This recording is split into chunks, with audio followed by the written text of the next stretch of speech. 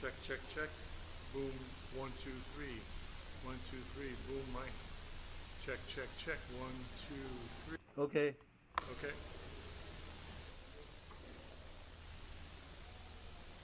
This is boom mic number 2. Boom mic number 2. Okay. Okay.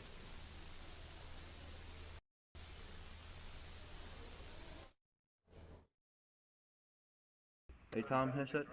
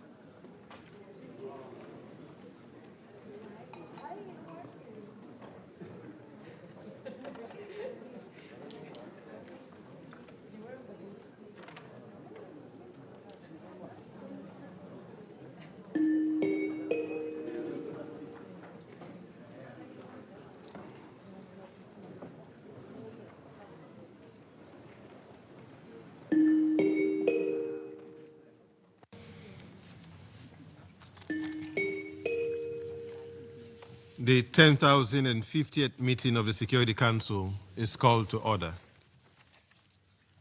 The provisional agenda for this meeting is maintenance of peace and security of Ukraine. The agenda is adopted. In accordance with Rule 37 of the Council's Provisional Rules of Procedure, I invite the representatives of Germany, Lithuania, Poland, Romania, Sweden, and Ukraine to participate in this meeting. It is so decided. In accordance with Rule 39 of the Council's Provisional Rules of Procedure, I invite the following briefers to participate in this meeting. Ms. Kanyako Goto, Officer in Charge, Europe, Central Asia and Americas, Department of Political and Peace-Building Affairs and Peace Operations, and Ms. Idem Wosono, Director, Crisis Response Division, Office for the Coordination of Humanitarian Affairs. It is so decided. In accordance with Rule 39 of the Council's Provisional Rules of Procedure, I invite His Excellency Mr. Stavros Lambrinidis, Head of the Delegation of the European Union to the United Nations, to participate in this meeting. It is so decided.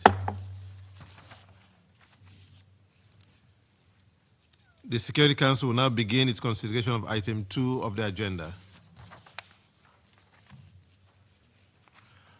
And I'll give the floor to Ms. Kayako Goto. Mr. President, Ukrainian civilians have continued to bear the brunt of the Russian Federation's escalating aerial campaign. Large-scale attacks on Ukraine's energy infrastructure have caused widespread and prolonged emergency power outages across most regions of the country, leaving millions without heating, water, or public transportation as temperatures plummet. Hospitals, residential buildings, railways, schools, cultural sites, diplomatic facilities, and even kindergartens have been hit. Most of the civilian casualties and damage continue to be reported in areas close to the front line, namely in Kherson, Kharkiv, Zaporizhzhia, Chernihiv, Sumy, and Donetsk regions of Ukraine. But the increased use of long-range weapons by the Russian Federation has placed many more civilians at risk. No region of Ukraine is safe.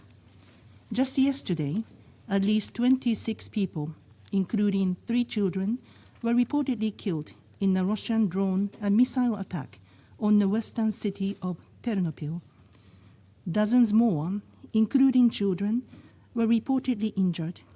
Many remain missing under the rubble. This was one of the war's deadliest strikes on civilians. In addition, 2 other western regions, Lviv and Ivano-Frankivsk, were also hit.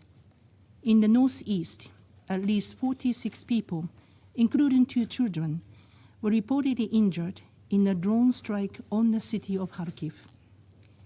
We reiterate the Secretary General's strong condemnation of all such indiscriminate attacks against civilians.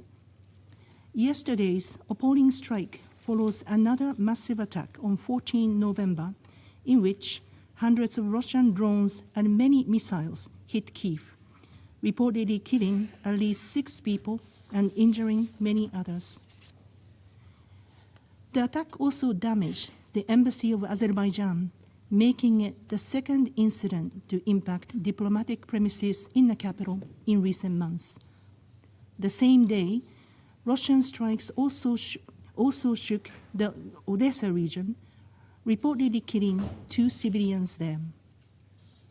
We are concerned over the alarming increase in civilian casualties in Ukraine, with the overall figure from January to October 2025 already exceeding the total for all of last year.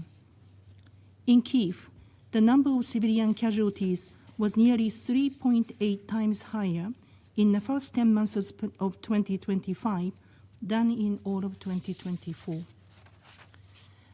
According to figures confirmed by the Office of the High Commissioner for Human Rights, Since the start of the Russian Federation's full-scale invasion of Ukraine in February 2022, 14,534 Ukrainian civilians, including 745 children, have been killed. 38,472 more civilians, including 2,375 children, have been injured. The war is reported to be increasingly affecting civilian populations inside the Russian Federation too. According to Russian authorities, in 2025, Ukrainian drone strikes have killed 392 people, including 22 children, in the Russian Federation and in the areas of Ukraine occupied by the Russian Federation. The United Nations is not in a position to verify or confirm these reports and figures. There are also reports of escalating Ukrainian strikes on Russian energy and industrial facilities. We recall that attacks on civilians and civilian infrastructure are prohibited under international humanitarian law. They are unacceptable wherever they occur and must stop immediately. In this context, since the escalation of the attacks on Ukraine's energy infrastructure, the United Nations, through United Nations Development Programme, has continued to work with the government of Ukraine to increase the resilience and sustainability of the country's energy sector. UN support has benefited over 6 million people, enabling continued access to electricity, heating, water, and sanitation in severely affected regions. My colleague from the Office of the Coordination for Humanitarian Affairs, Eden Wosunu, will brief on the humanitarian situation and operations. This includes updates on the alarming security threats faced by humanitarian workers, including the attack that on 14 October hit the clearly marked UN humanitarian aid convoy. Mr. President, the past months have once again highlighted the fragility of nuclear safety and security during an active war. On 23 September, Europe's largest nuclear power plant, Ukraine's Zaporizhzhia nuclear power plant, lost all its off-site power for the 10th time since February 2022. After a month-long outage on 23 October, the plant was successfully reconnected to Ukraine's electrical grid. The required repairs were carried out under the protection of a local ceasefire negotiated by the International Atomic Energy Agency and observed by its teams on the ground. We commend the effort of the IAEA and continue to urge the sites to act responsibly. Any nuclear incident would have unimaginable consequences, not only for Ukraine and the Russian Federations, but far beyond. Such risk must be avoided at all costs. Mr. President, in all his engagements during the General Assembly, the Secretary General spared no effort to focus attention on the war in Ukraine and to uphold the United Nations' principled position in support of a just peace. As we meet today, Under Secretary General for Political and Peacebuilding Affairs, Rosemary DiCarlo, is wrapping up a visit to Ukraine.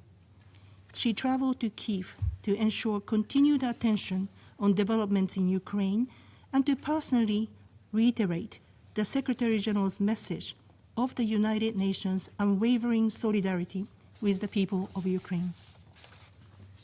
Mr. President, earlier this year, we were encouraged by the resumption of diplomatic efforts towards a ceasefire and a search for lasting peace. Nearly 4 years into this war, as the attacks escalate and casualties grow, and calls for an immediate and complete ceasefire increase, such efforts are even more critical. We urge concerted and inclusive diplomatic efforts resulting in tangible progress towards a just and lasting peace. The alternative is to risk letting the war prolong, expand, and escalate further to even more dangerous levels. We also encourage the Russian Federation and Ukraine to continue working to secure further exchanges of prisoners of war releases of civilian detainees, and return of Ukrainian children. In this regard, we take note of today's exchange of mortal remains between the sides.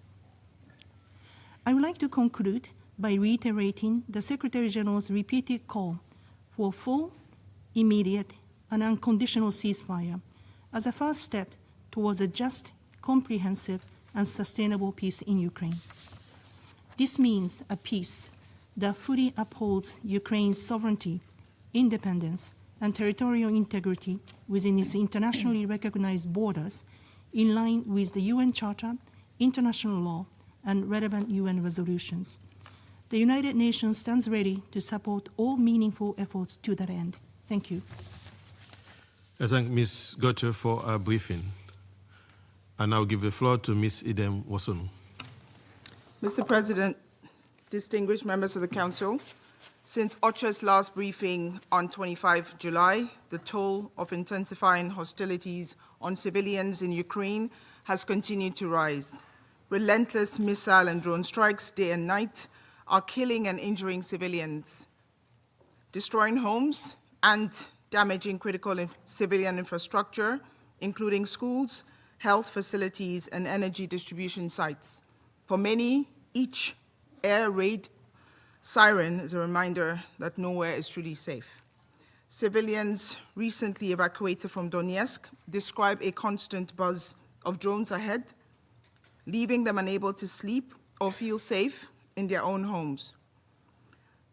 As freezing temperatures set in, fear, exhaustion, and recurring strikes are compounding hardship nationwide. Power outages are growing more frequent, depriving families of heat and water, the very essentials for survival. Allow me to share what we are seeing on the ground and what it means for our humanitarian response.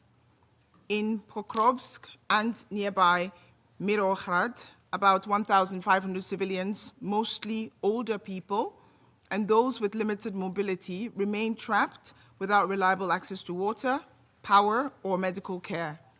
Just 100 kilometers further north in Lyman, fighting has left 3,000 people out of reach of humanitarian assistance. They fear being completely cut off, even as humanitarians stand ready to support whenever conditions allow. This deterioration comes amid a sharp rise in attacks harming civilian infrastructure, including health facilities. The World Health Organization has verified more than 500 attacks harming healthcare this year alone, leaving 19 dead and nearly 200 people injured. This includes an incident in October, as my DPP colleague mentioned, when a missile struck a children's hospital in Kherson, injuring civilians, including hospital staff.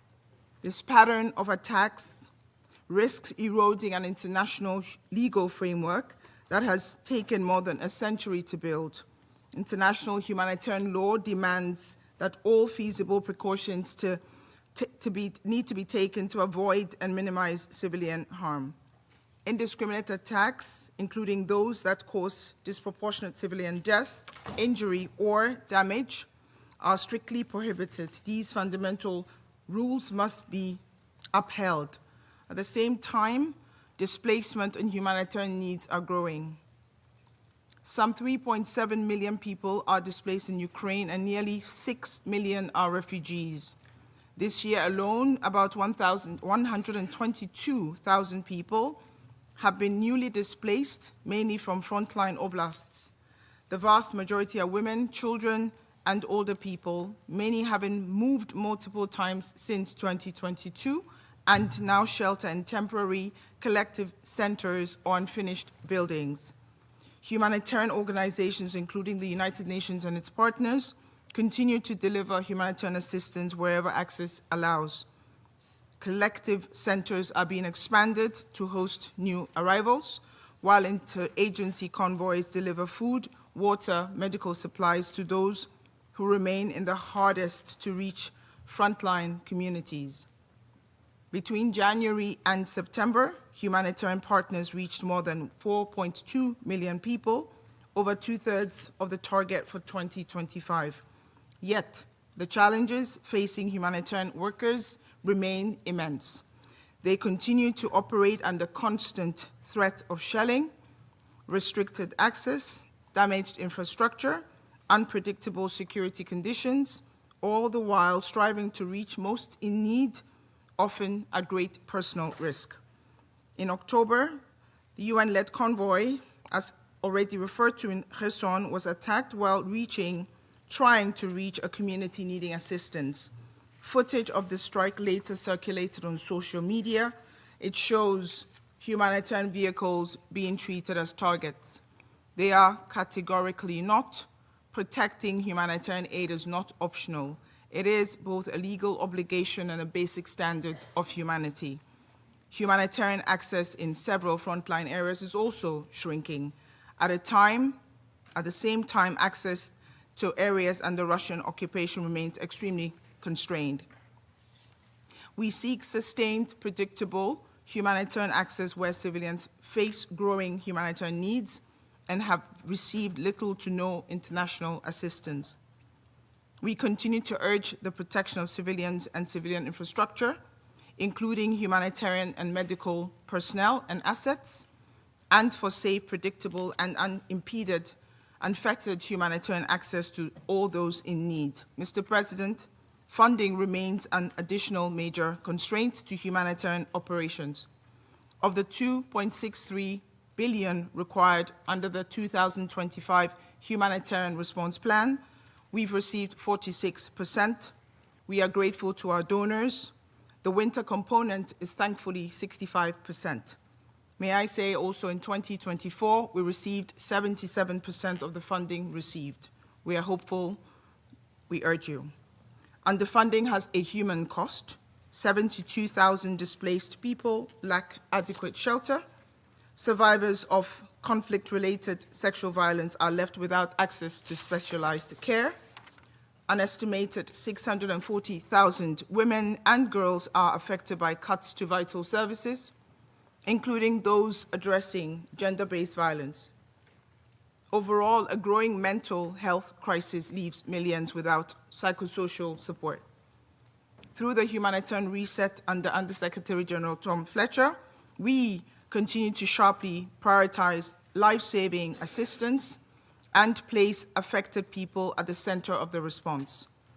The 2025-26 Humanitarian Needs and Response Plan is built around those core priorities, and the Ukraine Humanitarian Fund, again, thanks to our generous donors, is reinforcing them through channeling more resources to local partners and supporting targeted initiatives. Mr. President, the determination of Ukrainian communities is to survive and rebuild.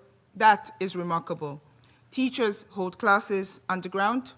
Doctors perform surgeries without power.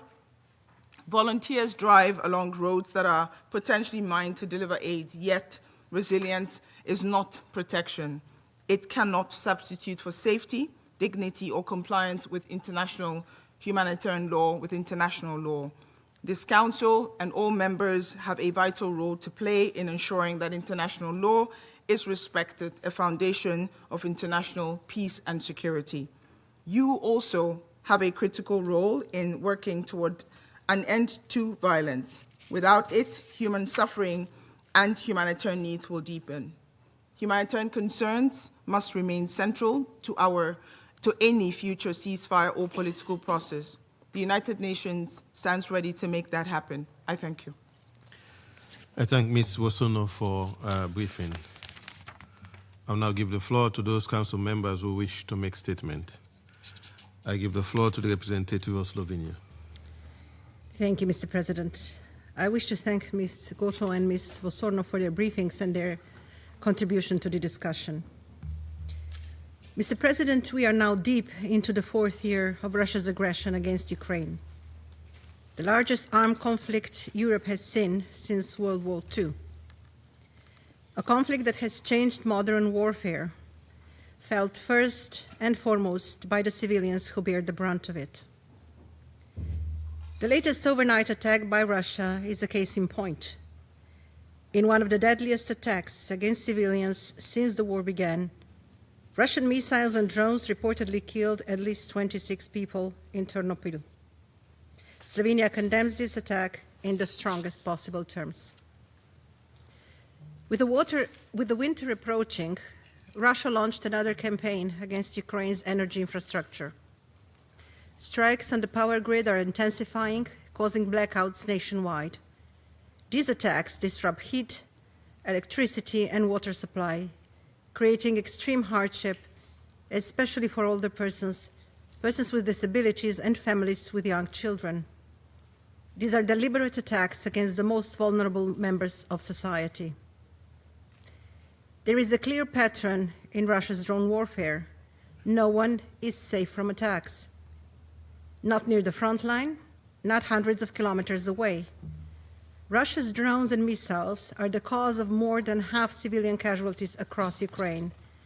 Especially short-range drones surpass the impact of any other weapon type. They are killing and injuring civilians, striking homes and disrupting essential services. They are creating a coercive environment that has essentially become unlivable and has compelled thousands to flee. The Independent International Commission of Inquiry, in its latest report, concluded that these attacks constitute crimes against humanity of murder and forcible transfer of population. Mr. President, Russia is escalating its war against Ukraine. The numbers could not be clearer. Civilian casualties in Ukraine this year were 27% higher compared to the same period last year. This clearly underlines the urgent need for a full and unconditional ceasefire. 14 of us keep calling for it, yet tangible results are lacking. Slovenia stands ready to work towards a just peace, one firmly rooted in the principles of the UN Charter, a lasting peace for Ukraine, shaped by Ukraine. We need a decisive next step to end the bloodshed and stop the destruction. We need a ceasefire now. Thank you. I thank the representative of Slovenia for the statement, and I'll give the floor to the representative of Denmark. Thank you, Mr. President. Let me also thank Ms. Goto and Ms. Wosono for their very clear briefings. Denmark welcomes the participation of Ukraine in today's briefing, as well as other affected European countries. The broader regional security situation remains alarming. Denmark is deeply concerned by Monday's explosion on a railway line in Poland. This was an act of sabotage directed against the security of the Polish state and its citizens. Denmark stands in full solidarity with Poland.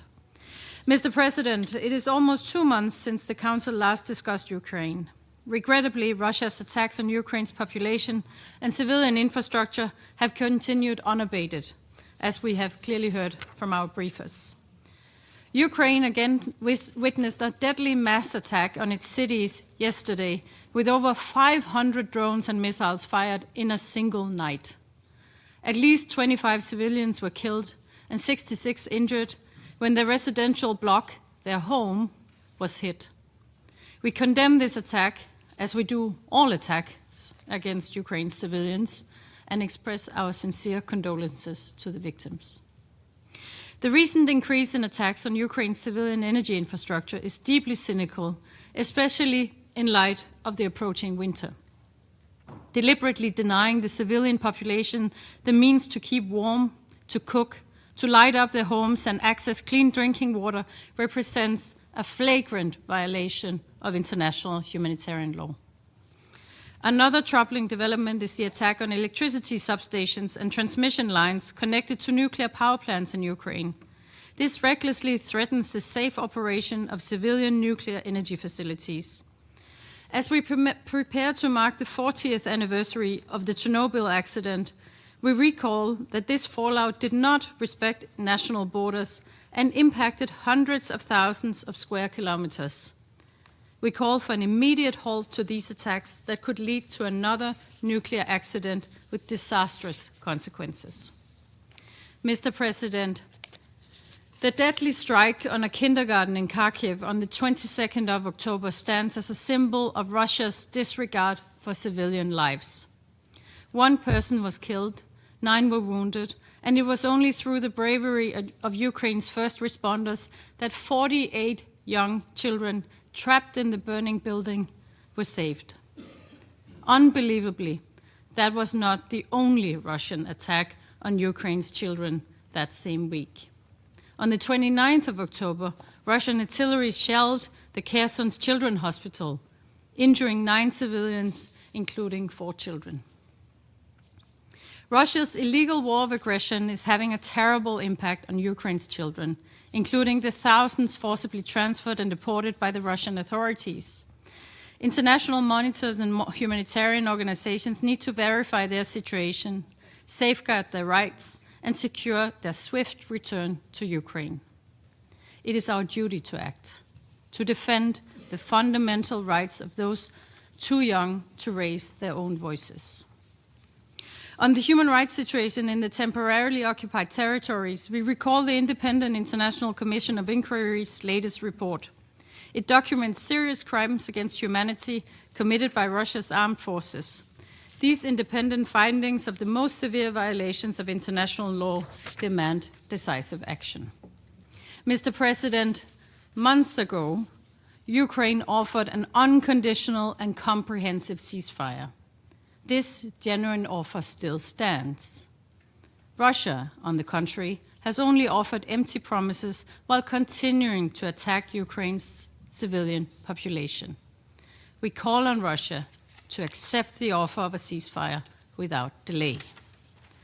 Denmark welcomes conversations about peace for Ukraine, peace talks that can lead to a comprehensive, just, and lasting peace. A lasting peace is, however, only possible if it's based on the principles of the UN Charter, in full respect of Ukraine's sovereignty, territorial integrity, and political independence. What is needed is a peace where Ukrainians can live in security, a peace with credible security guarantees to ensure this war cannot restart in the near future, a peace that does not reward the aggressor, leaving other countries constantly wondering if they will be next. Mr. President, let me conclude by reiterating Denmark's steadfast support to Ukraine and by reaffirming our fundamental position.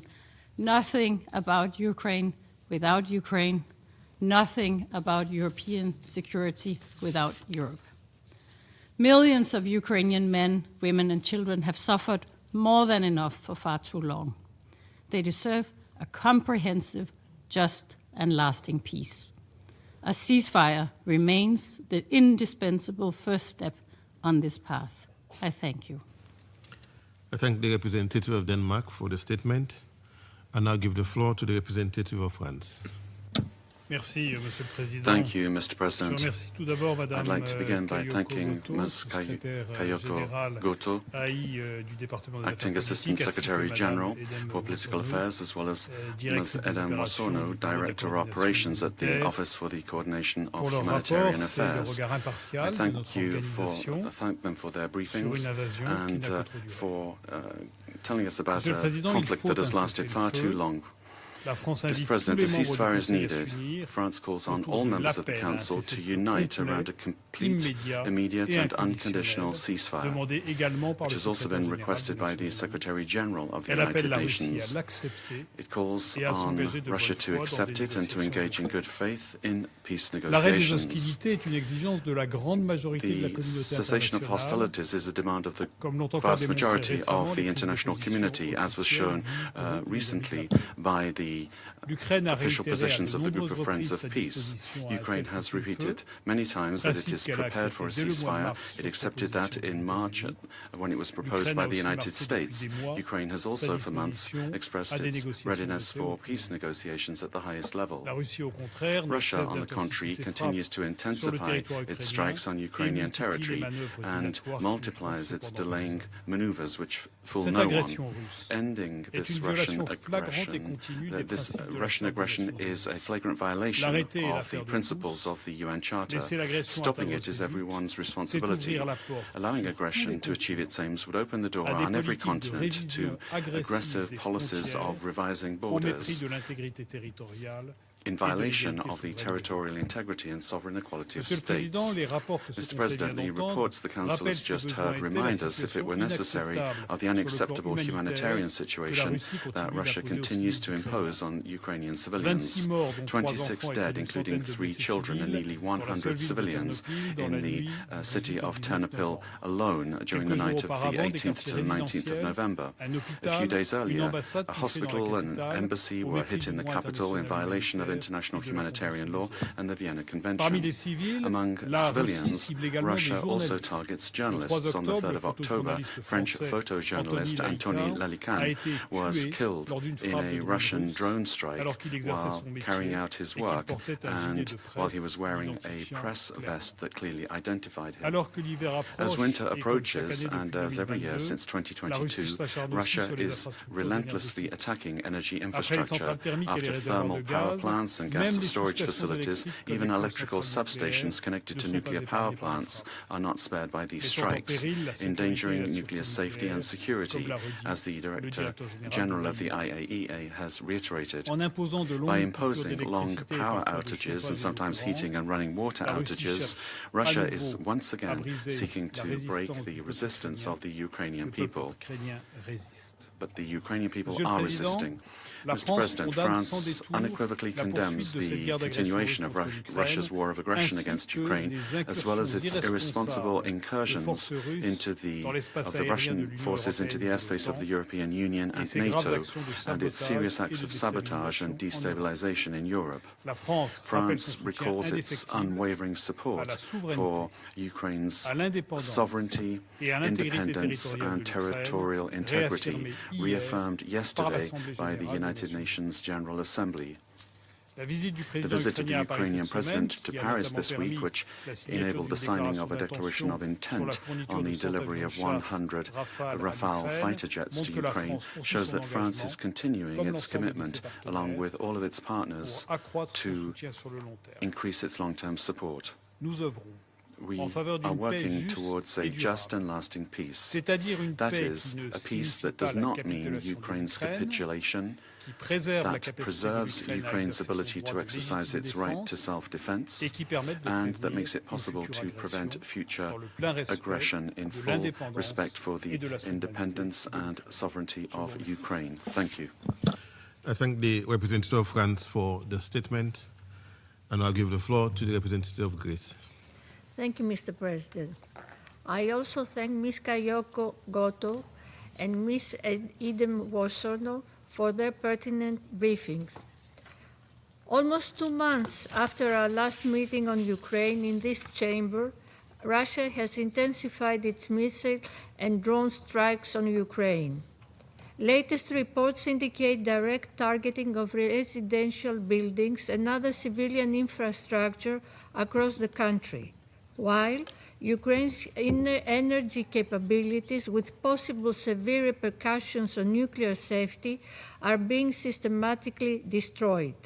The numbers we just heard from our briefers are telling of the plight of civilians in Ukraine forced by Russia to survive another harsh winter in the cold and in the darkness.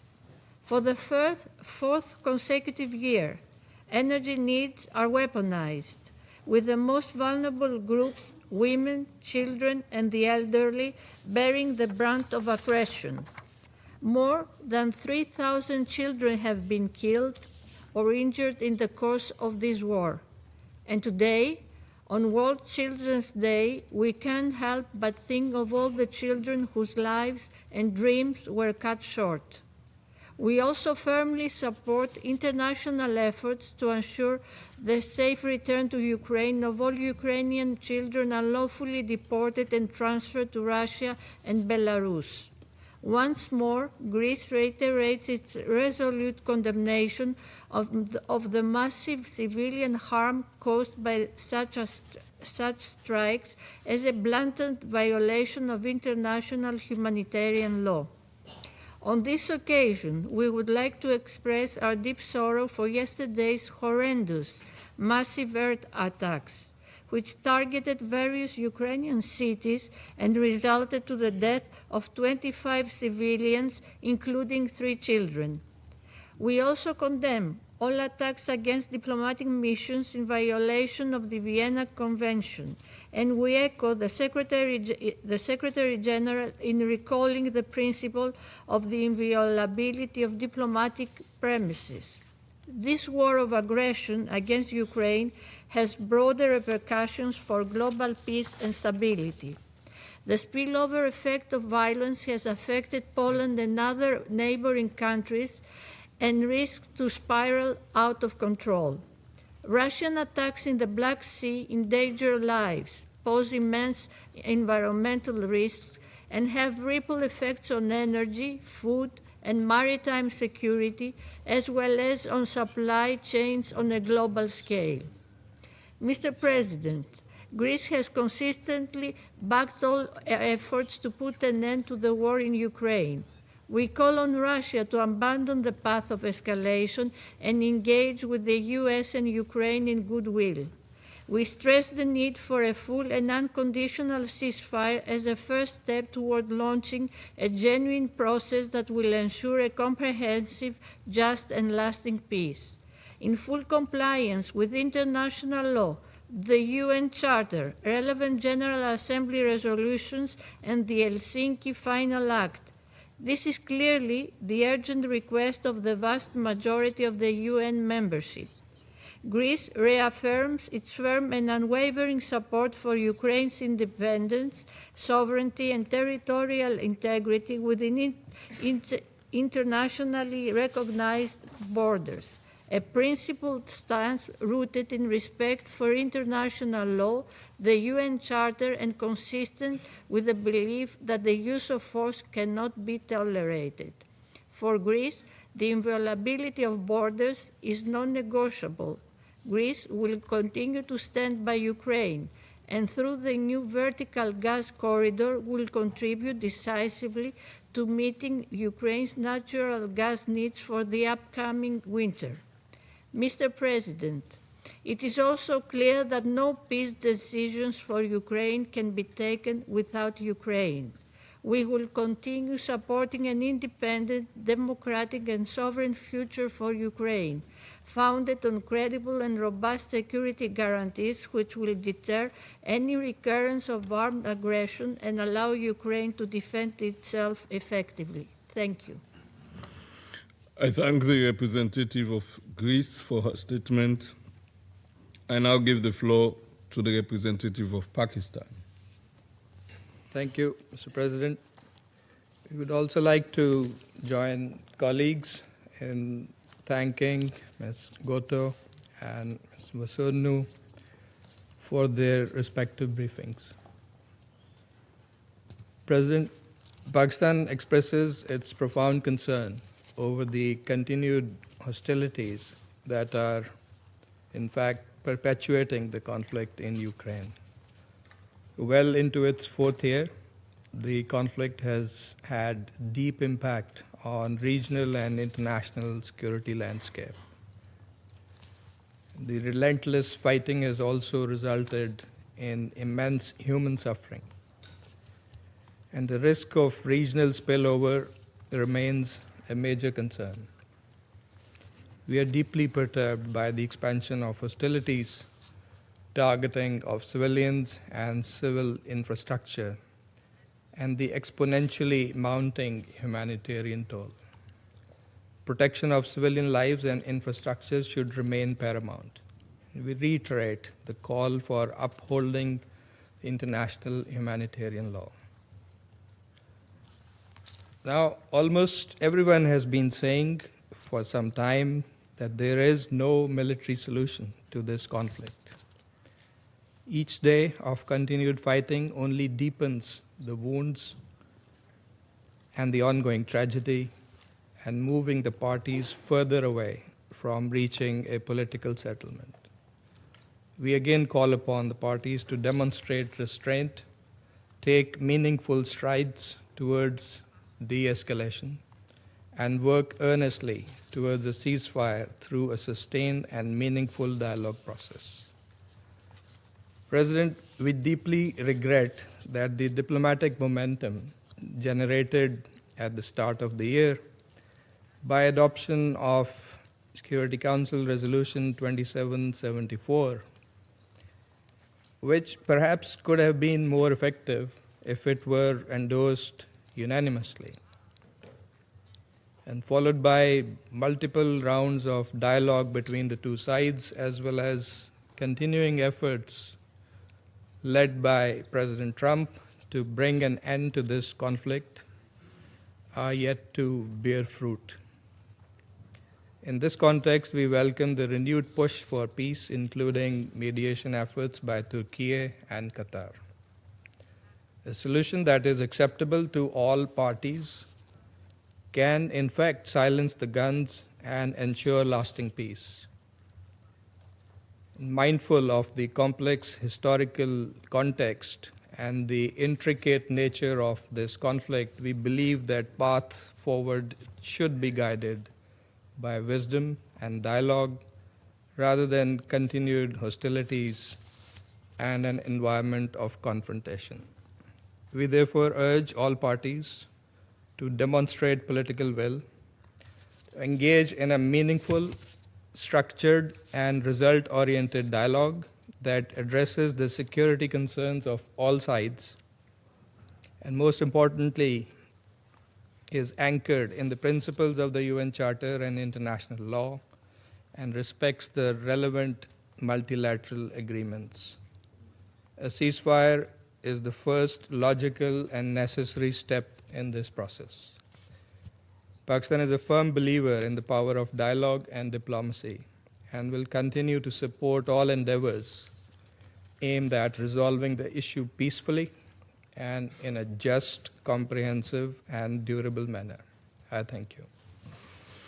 I thank the representative of Pakistan for his statement. I now give the floor to the representative of the United Kingdom. Thank you, President. I thank Ms. Gotto and Ms. Wazonu for their briefing today, and I welcome the participation of the representative of Ukraine, along with other countries of the region. Colleagues, today, on World Children's Day, we are reminded of the Ukrainian children who've become victims of Russia's illegal invasion and imperialist warmongering.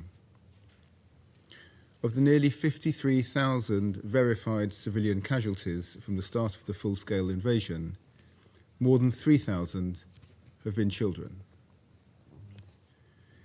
These figures don't include the attack 2 nights ago, which reportedly killed a further 26 people, including 3 children. Russia has destroyed 358 educational institutions through aerial bombardments and damaged a further 3,161. Just last month, as we've heard, Russian strikes hit a kindergarten in Kharkiv. These attacks are part of a larger pattern. Russia is ramping up its attacks on civilian and energy infrastructure, directly resulting in even greater humanitarian crisis as winter sets in. Since May, Russia has launched the 32 largest air attacks of the entire war. The latest UN Commission of Inquiry on Ukraine report has concluded that Russia's repeated attacks with short-range drones against civilians amount to crimes against humanity and war crimes. But aerial attacks are not the only threat that Ukrainian children face. The Russian government has forcibly transferred children from their homes and communities. This is a naked attempt to erase Ukrainian identity, and with it, Ukraine's future. Let's be clear. These actions are signs of desperation. Russia's victory is not inevitable. They've been throwing everything at Ukraine, but have made only minor territorial gains in the past 4 years. And Russia's losses are unsustainable. Over 1 million soldiers have been killed or wounded. The cost of war for Russia is mounting. Military spending has increased to $159 billion this year, over a third of their total budget. Money that could be spent on the well-being of Russian citizens. Yet while the rest of the world calls for a ceasefire, Russia refuses. Since March, President Zelensky has offered an unconditional ceasefire. But President Putin has repeatedly shown that he's not serious about ending this war. Everyone in this chamber has taken on the responsibility to uphold international peace and security. Everyone in this chamber should do everything in their power to pressure Russia to agree to a ceasefire. I thank you. I thank the representative of the United Kingdom for the statement, and I'll give the floor to the representative of Somalia. Thank you, Mr. President. We express our gratitude to the briefers for their comprehensive update. My delegation remains profoundly concerned by the continued deterioration of the security and humanitarian situation in Ukraine. The latest development, particularly the ongoing military actions, affect civilian areas, underscore the urgency and the complexity of this crisis. We are deeply troubled by the continuous escalation of attacks on civilians and essential civilian infrastructure. The protection of civilians, particularly the most vulnerable, and the preservation of critical infrastructure are non-negotiable obligations enshrined in international humanitarian law. We reiterate that all parties to the conflict must respect and uphold the principles without exception. Hospitals, power grids, and homes must never be targeted. On this occasion, as the world observes World Children's Day, marking the anniversary of the signing of the Convention on the Rights of the Child, we voice our profound alarm regarding the adverse effects of this conflict on children. Their protection must be paramount, and we urge all parties to the conflict to do so. Mr. President, we remain convinced there can be no military solution to this protracted conflict. Continued hostility only serves to prolong suffering and further diminish the prospect for a sustainable peace. Dialogue and diplomacy remain the sole means to bring about an end to this conflict. We call upon all sides to exercise utmost restraint, de-escalate the fighting, and commit to an immediate and comprehensive ceasefire. A durable resolution must address the underlying root causes of the conflict and consistent with the principles of the United Nations Charter. We underscore that a just and lasting peace will necessitate compromise, confidence-building measures, and genuine commitment to negotiations from all parties. In closing, Mr. President, my delegation reaffirms its unwavering support for all diplomatic efforts aimed at achieving a resolution that restores peace, security, and stability. As we have repeatedly said, the people of Ukraine and all those affected by this conflict deserve a future founded upon peace, security, and dignity. I thank you. I thank the representative of Somalia for the statement, and I'll give the floor to the representative of Panama. Gracias, señor presidente. Thank you, Mr. President. Agradecemos la participación We de la appreciate señora the Kayoko participation Goto of Ms. de Kayoko la División Goto de Europa, Asia from the Central y Division for Américas Europe, del Central Asia, Departamento de and the Asuntos Americas Políticos of the y de Department Construcción de of la Paz, Political and Peacebuilding y la Affairs, señora Eden and Ms. Wosono, Eden Wosono, directora de la División de Director Operaciones of y the Defensa Operations en la and Oficina de Coordinación de Advocacy Asuntos Division in the Humanitarios, Office of OCHA, the Coordination of quienes Humanitarian han Affairs, aportado OCHA, información valiosa who have provided sobre la valuable situación en el information on terreno. the situation on the ground. Tomamos nota We take de la note of the presencia de los representantes de las presence of the delegaciones representatives que distinguen of con su participación. the other countries Panamá constata honoring us with their a partir presence. de la información Panama would presentada por observe, los based on the expositores, information presented by the speakers, that the conflict in Ukraine continues in an unacceptable spiral of violence and remains a constant item on this Council's agenda, given its length and its direct impact on the civilian population. In this regard, we reiterate that establishing a ceasefire and halting hostilities already delayed for far too long is an urgent step towards a just and lasting peace in Ukraine, in line with recent statements by the Secretary-General Antonio Guterres. Panama regrets the recent attacks, which have left dozens of civilians dead and injured, multiplied the suffering of the civilian population, especially the most vulnerable, including children, and we commemorate them today. And also there's been serious damage to infrastructure on both sides of the border. In light of this situation, Panama reaffirms that the protection of civilians is an inescapable obligation and urges that safe, unconditional access for humanitarian workers and assistance be guaranteed.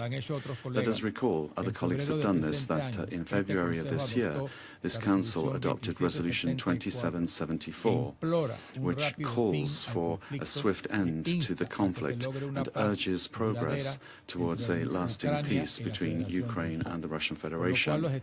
For this reason, Member States remain committed to creating conditions for dialogue between the parties to move towards this goal. Mr. President, all members of the international community must comply with Chapter 6 of the Charter and avoid actions that intensify violence or which fuel the conflict, providing weaponry, financing, or technology. Prolonging this conflict indefinitely is unacceptable. The time has come in this and in other conflicts for the civilian population, which has demonstrated extraordinary resilience, to regain and maintain confidence that their governments use resources honestly, transparently, and aimed at meeting their needs, and not to sustain a war that benefits them in no way at all. Under no circumstances can we return to times when the use of force guided international relations. Respect for the sovereignty, territorial integrity, and political independence of states must prevail in accordance with international law and the principles enshrined in the Charter of the United Nations. Thank you very much. I thank the representative of Panama for the statement, and now give the floor to the representative of China. Thank you, President. I thank Directors Goto and Wasunu for their briefings. At present, the Ukraine crisis continues to drag on, with ground combat operations still ongoing. Russia and Ukraine persist in launching attacks against each other, resulting in new civilian casualties and damage to infrastructure. As another winter is around the corner, people in the conflict zone face the double whammy of warfare and bitter cold, creating a deeply concerning humanitarian situation. China once again calls on the parties to the conflict to exercise restraint, strictly comply with international humanitarian law, and effectively protect civilians and civilian infrastructure. Dialogue and negotiations represent the only viable path to resolving the Ukraine crisis. We urge the parties to demonstrate political will and swiftly embark on the path of negotiated settlement. We call on the international community to scale up humanitarian assistance, actively promote peace talks, and continue creating favorable conditions for a political solution to the crisis. Last year, China and Brazil, together with other countries of the Global South, jointly promoted the establishment of the Group of Friends for Peace. Recently, the group held another ambassadorial-level meeting and issued a statement at Media Stakeout, welcoming the recent engagement and talks held between the relevant parties and calling on all parties to seize the current opportunity and maintain the momentum of engagement and talks. The group advocates preventing the escalation of hostilities. All parties should refrain from actions that exacerbate the conflict, including the proliferation of weapons to the parties involved.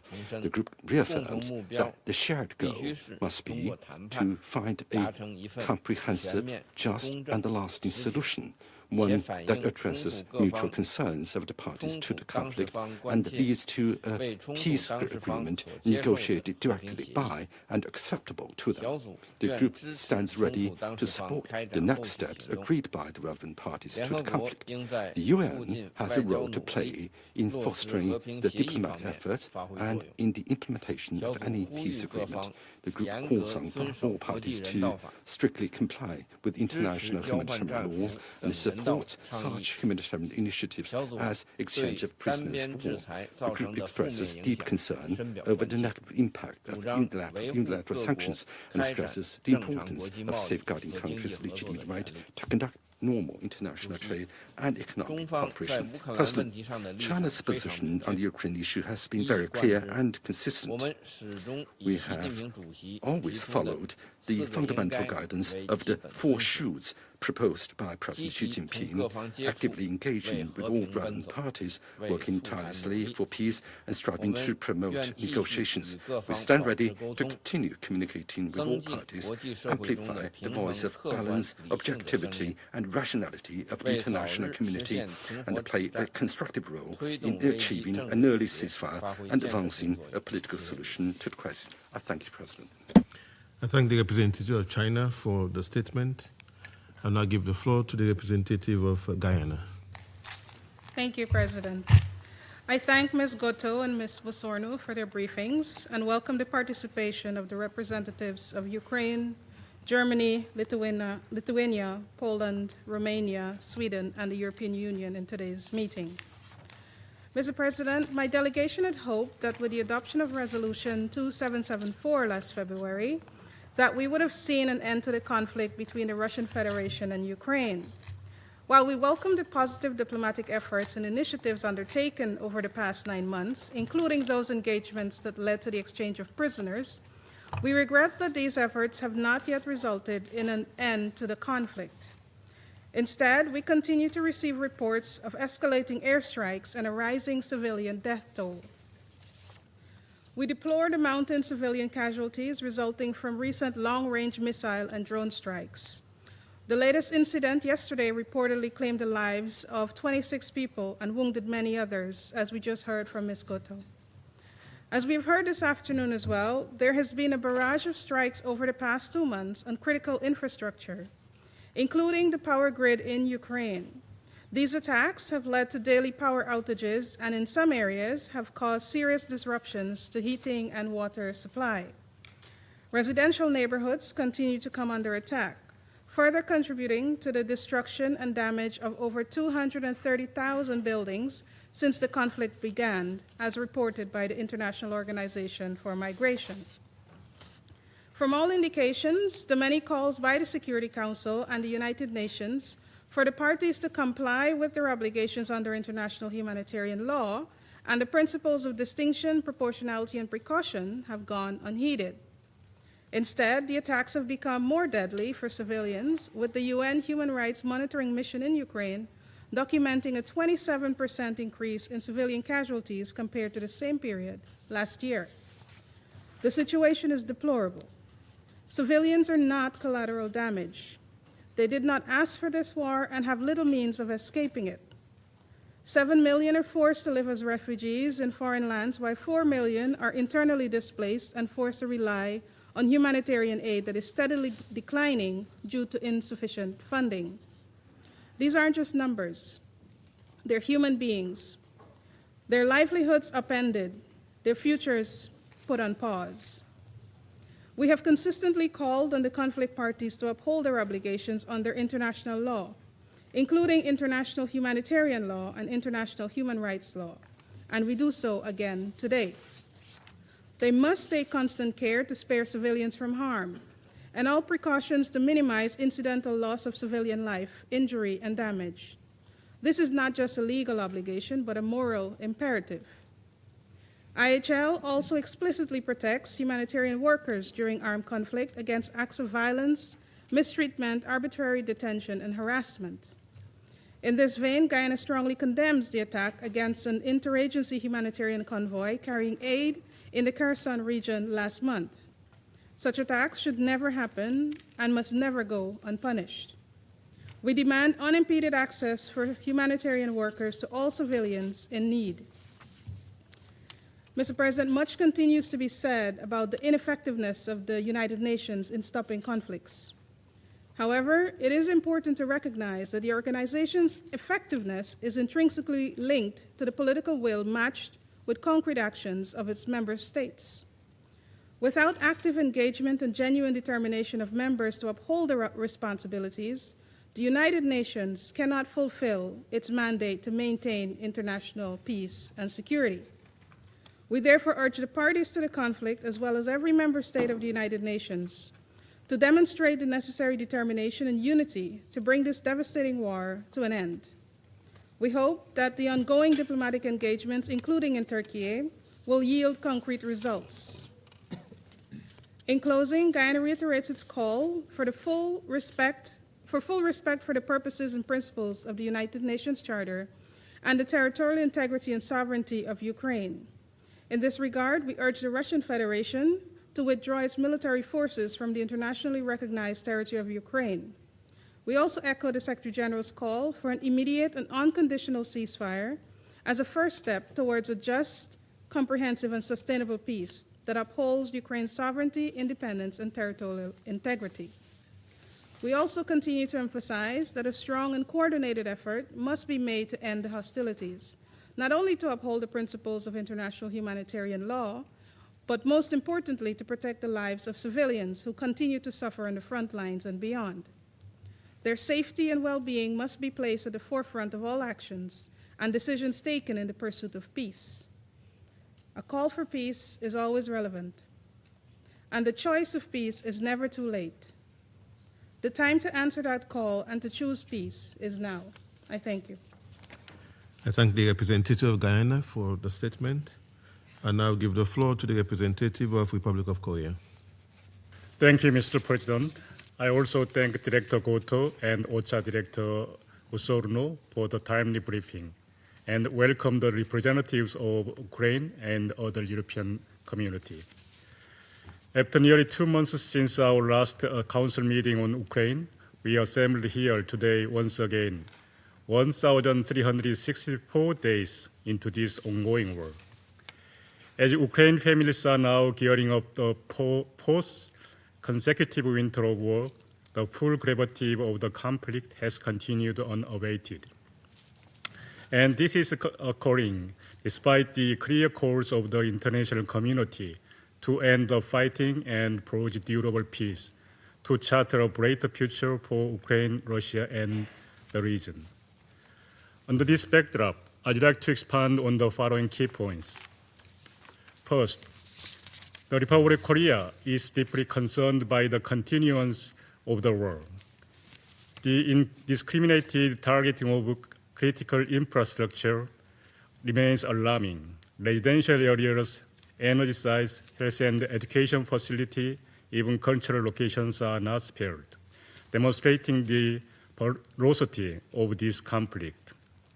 Attacks against the civilian and civilian infrastructure constitute a violation of international humanitarian law. In this context, we deplore yesterday's deadly attack on western Ukraine side that killed 26 people, including 3 children, in Ternopil. Second, the mounting civilian suffering and tragic humanitarian toll further exemplify the imperative of ending the war and advancing peace.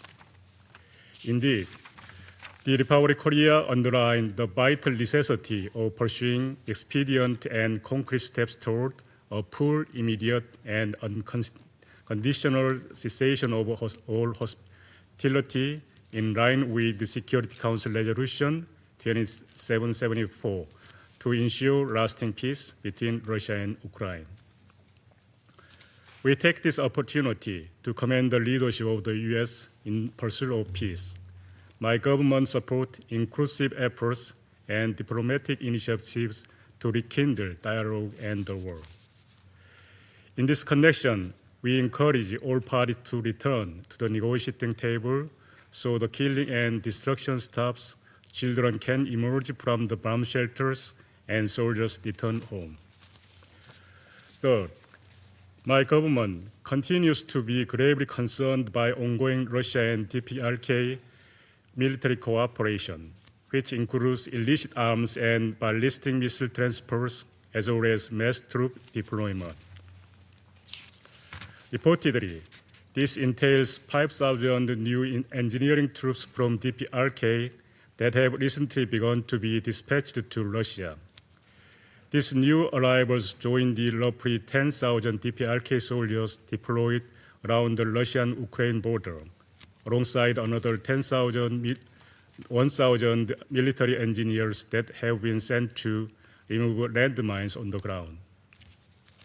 These violate the UN Charter and Council resolutions, undermine global non-proliferation, and prolonged and internationalized the conflict, and bring security concerns on the Korean Peninsula.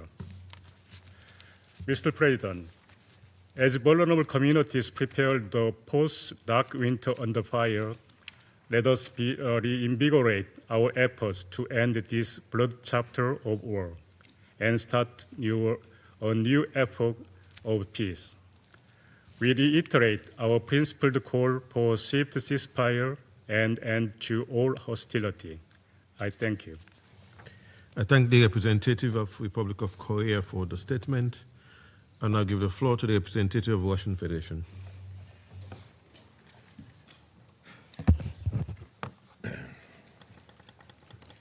Mr. President, I would like to very warmly thank our Western colleagues who are convening this Security Council meeting on Ukraine, because a huge corruption scandal has just erupted there. It involves top officials of the Kiev regime.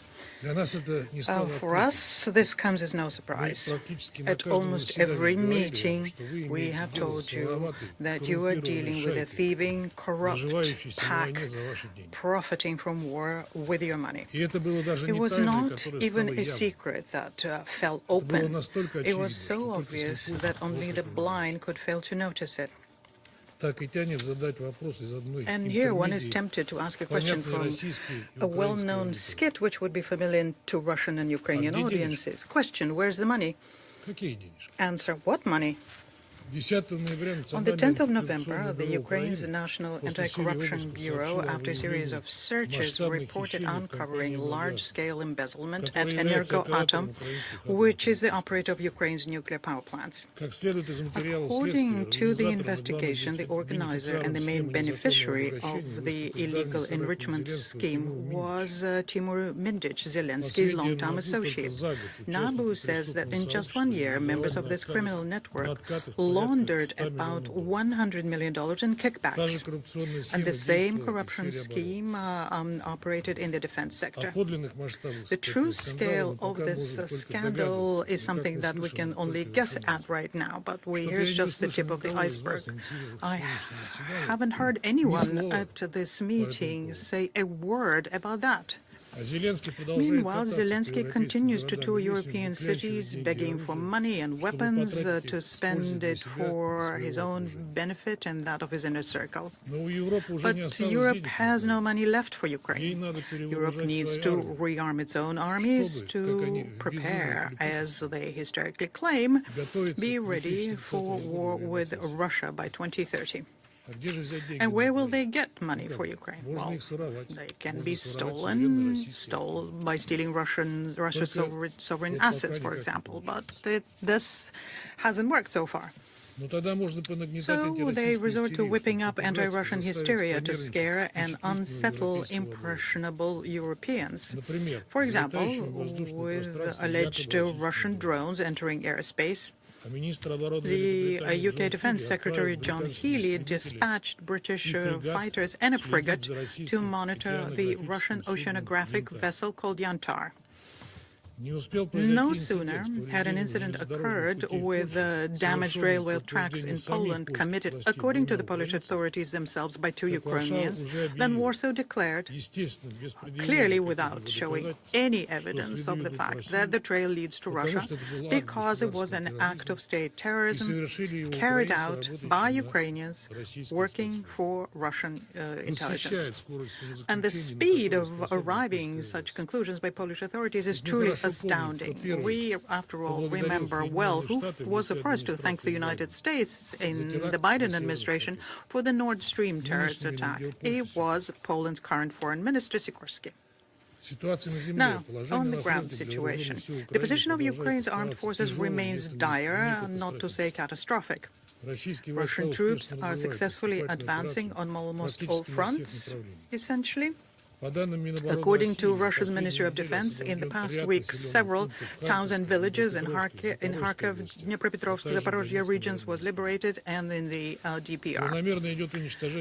Ukrainian military equipment, including Neptune launchers and US-made HIMARS systems, are being systematically destroyed, including command posts of the Ukrainian army, fortifications, armored vehicles, ammunition depots, and drone control centers. Supply lines are also being disrupted. Ukrainian units continue to suffer heavy losses and rapidly lose fighting capability. Ukrainian forces are stymied in major strategic hubs such as Krasnoarmeysk, which is formerly Pokrovsk, in Dimitrov, and Kupiansk. Kupiansk has been liberated. Kiev denies this, citing Russian propaganda. In late October, President Putin proposed granting unhindered access there for foreign journalists, including Ukrainian ones, to make sure that they can see firsthand what the situation is. Russian command was ready to suspend hostilities for 5 to 6 hours to create safe corridors for the press, but Kiev, of course, refused. Leading Western media and journalist associations also remain silent. Indeed, why would you want to learn the truth that would shatter Zelensky's carefully spread myths about Ukraine's invincible army? Ukrainian failures are accompanied by very brutal actions against civilians, which remain in contested cities. Nationalists call them Zhdun, those who are waiting. Those who want to stay and then later move to the Russian side. On the 14th of November, 7 civilians killed in the DPR by targeted Ukrainian drone and mortar attacks were trying to evacuate the local priest, his wife, and parish families as they were trying to evacuate. They were methodically hunted down, and then the villagers were prevented from retrieving and burying the bodies as drones continued hunting for them. The fact that Ukrainian forces use civilians as human shields, place command posts in private homes, deploy air defenses in residential areas, conduct military operations in densely populated cities is something that's also being confirmed by foreign journalists now, who can hardly be suspected of being pro-Russian.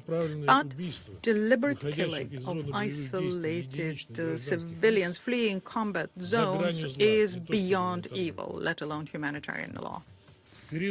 Between 20th October and 16th of November of this year, 307 Russian civilians were harmed by Ukrainian shelling, 260 people were wounded, including 20 minors, and 47 were killed, and this includes 2 children.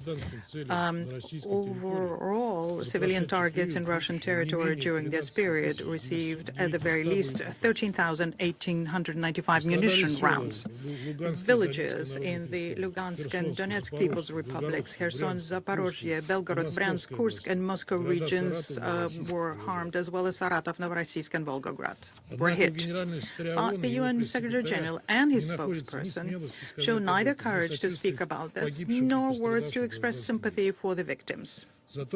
But they very readily strongly condemn any Russian strikes based on any information, be it verified or not verified, provided to them by the UN resident coordinator in Ukraine, Shmale.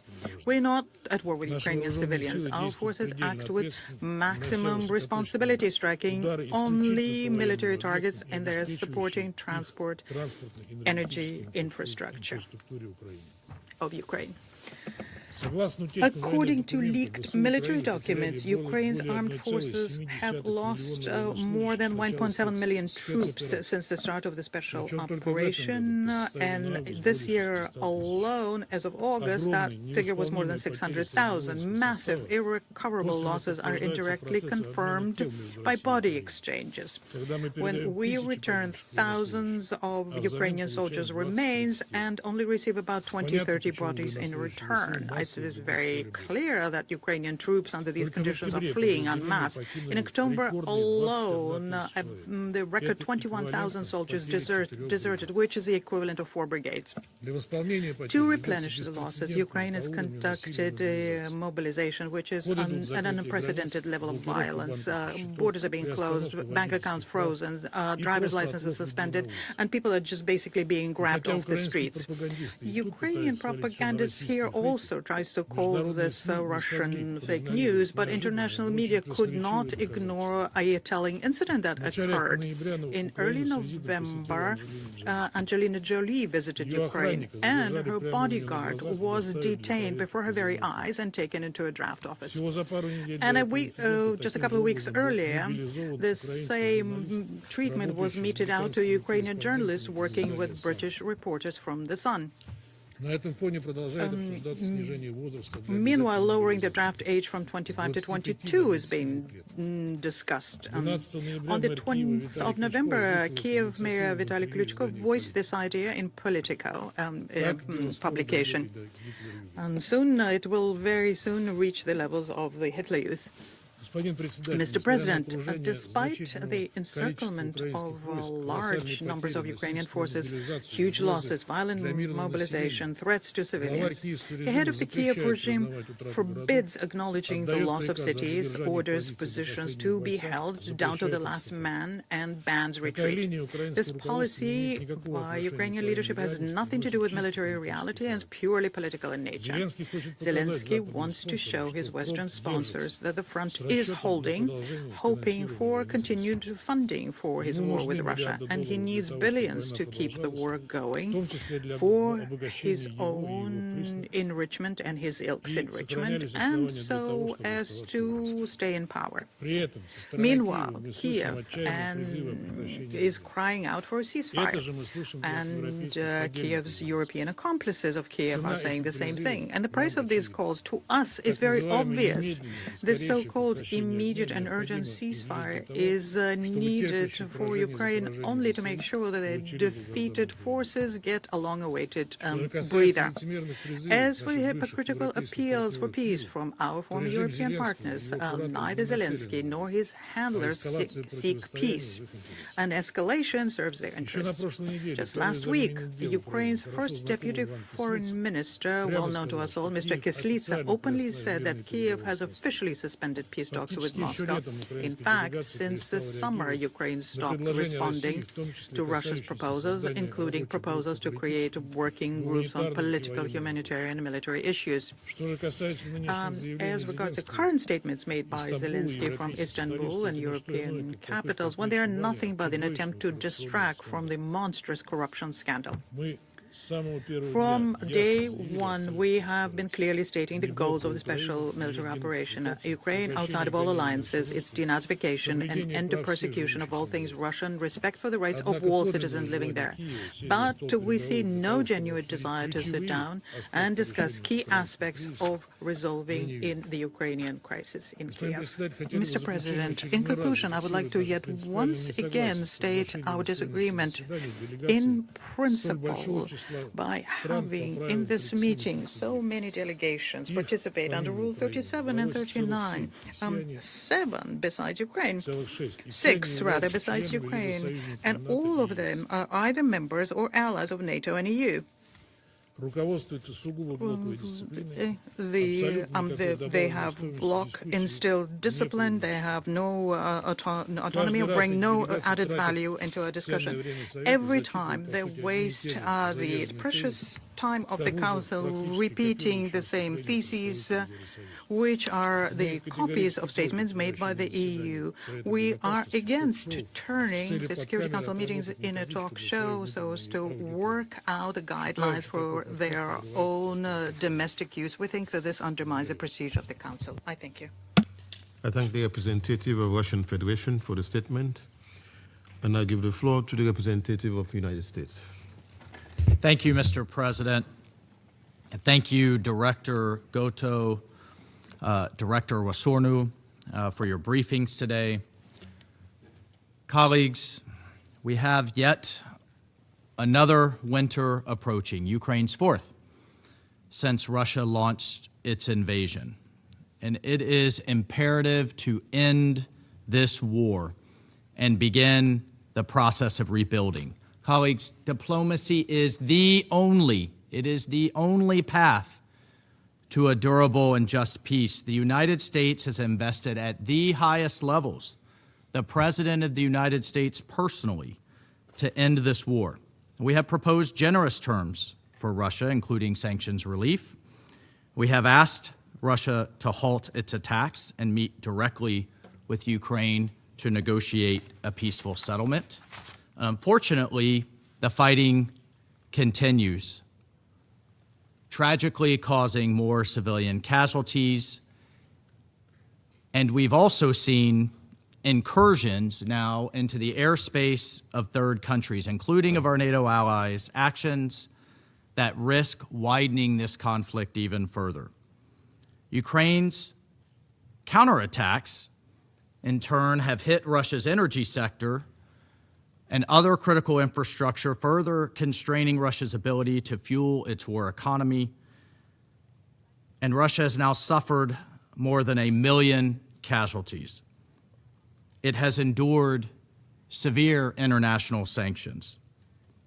Colleagues, the bottom line is the costs to all sides have been devastating, and it is beyond time for this war to end.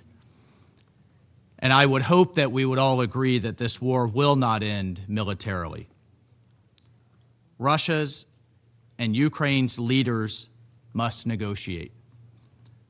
Both Russia and Ukraine must accept a ceasefire.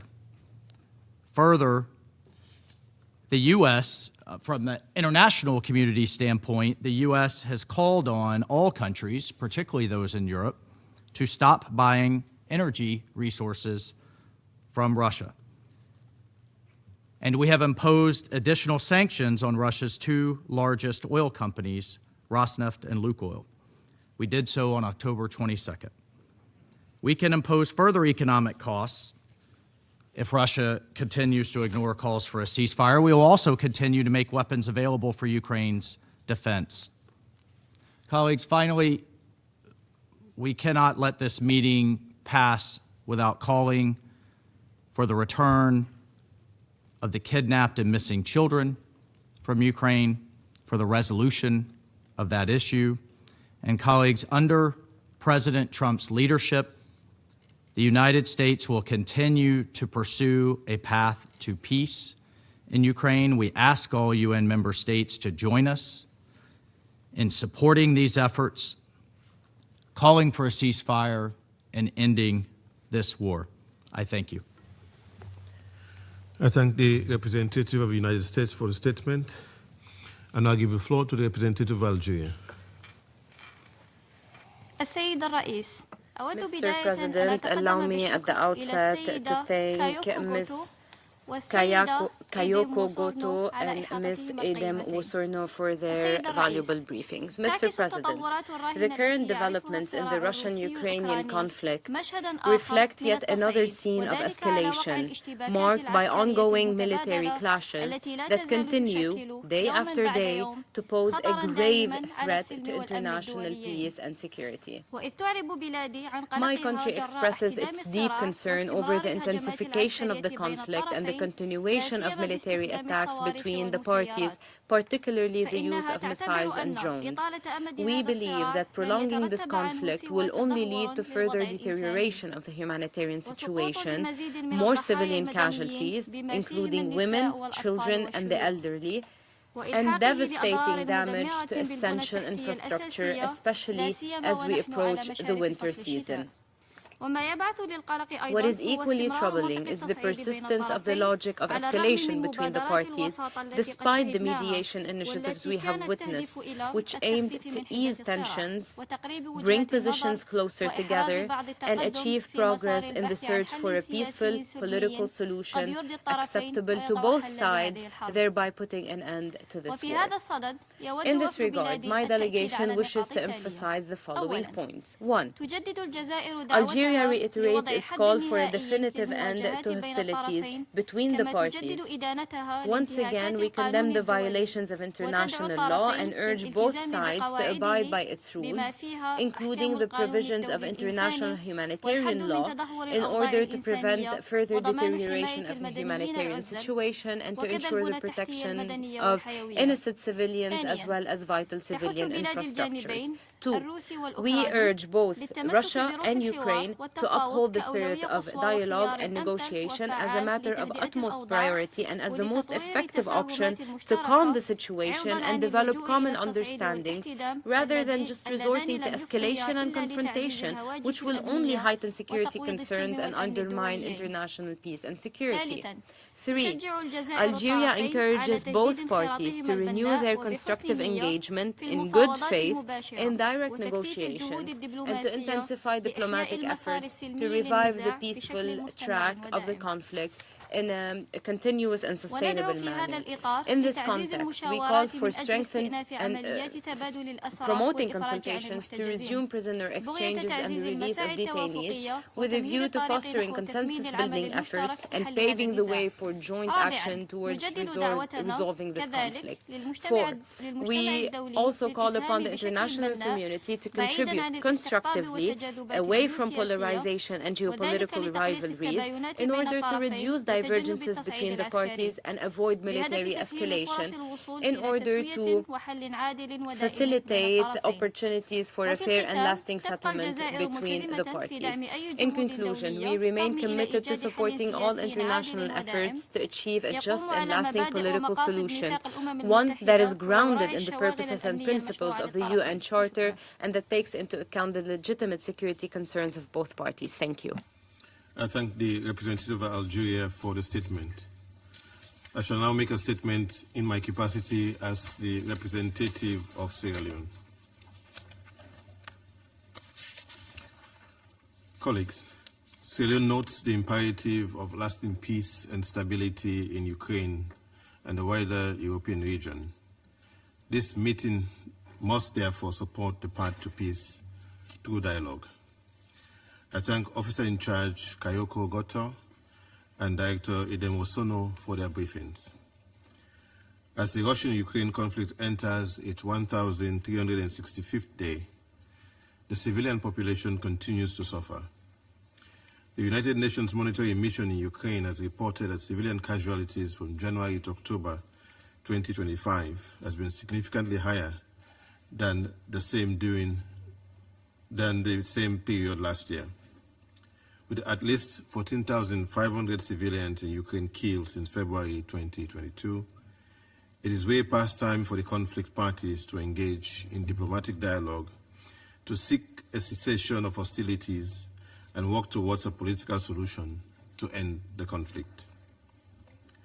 As we've heard from our briefers today, the intensified use of long-range missiles and drones in heavily populated areas of Ukraine continues to result in fatalities and injuries for civilians, including children.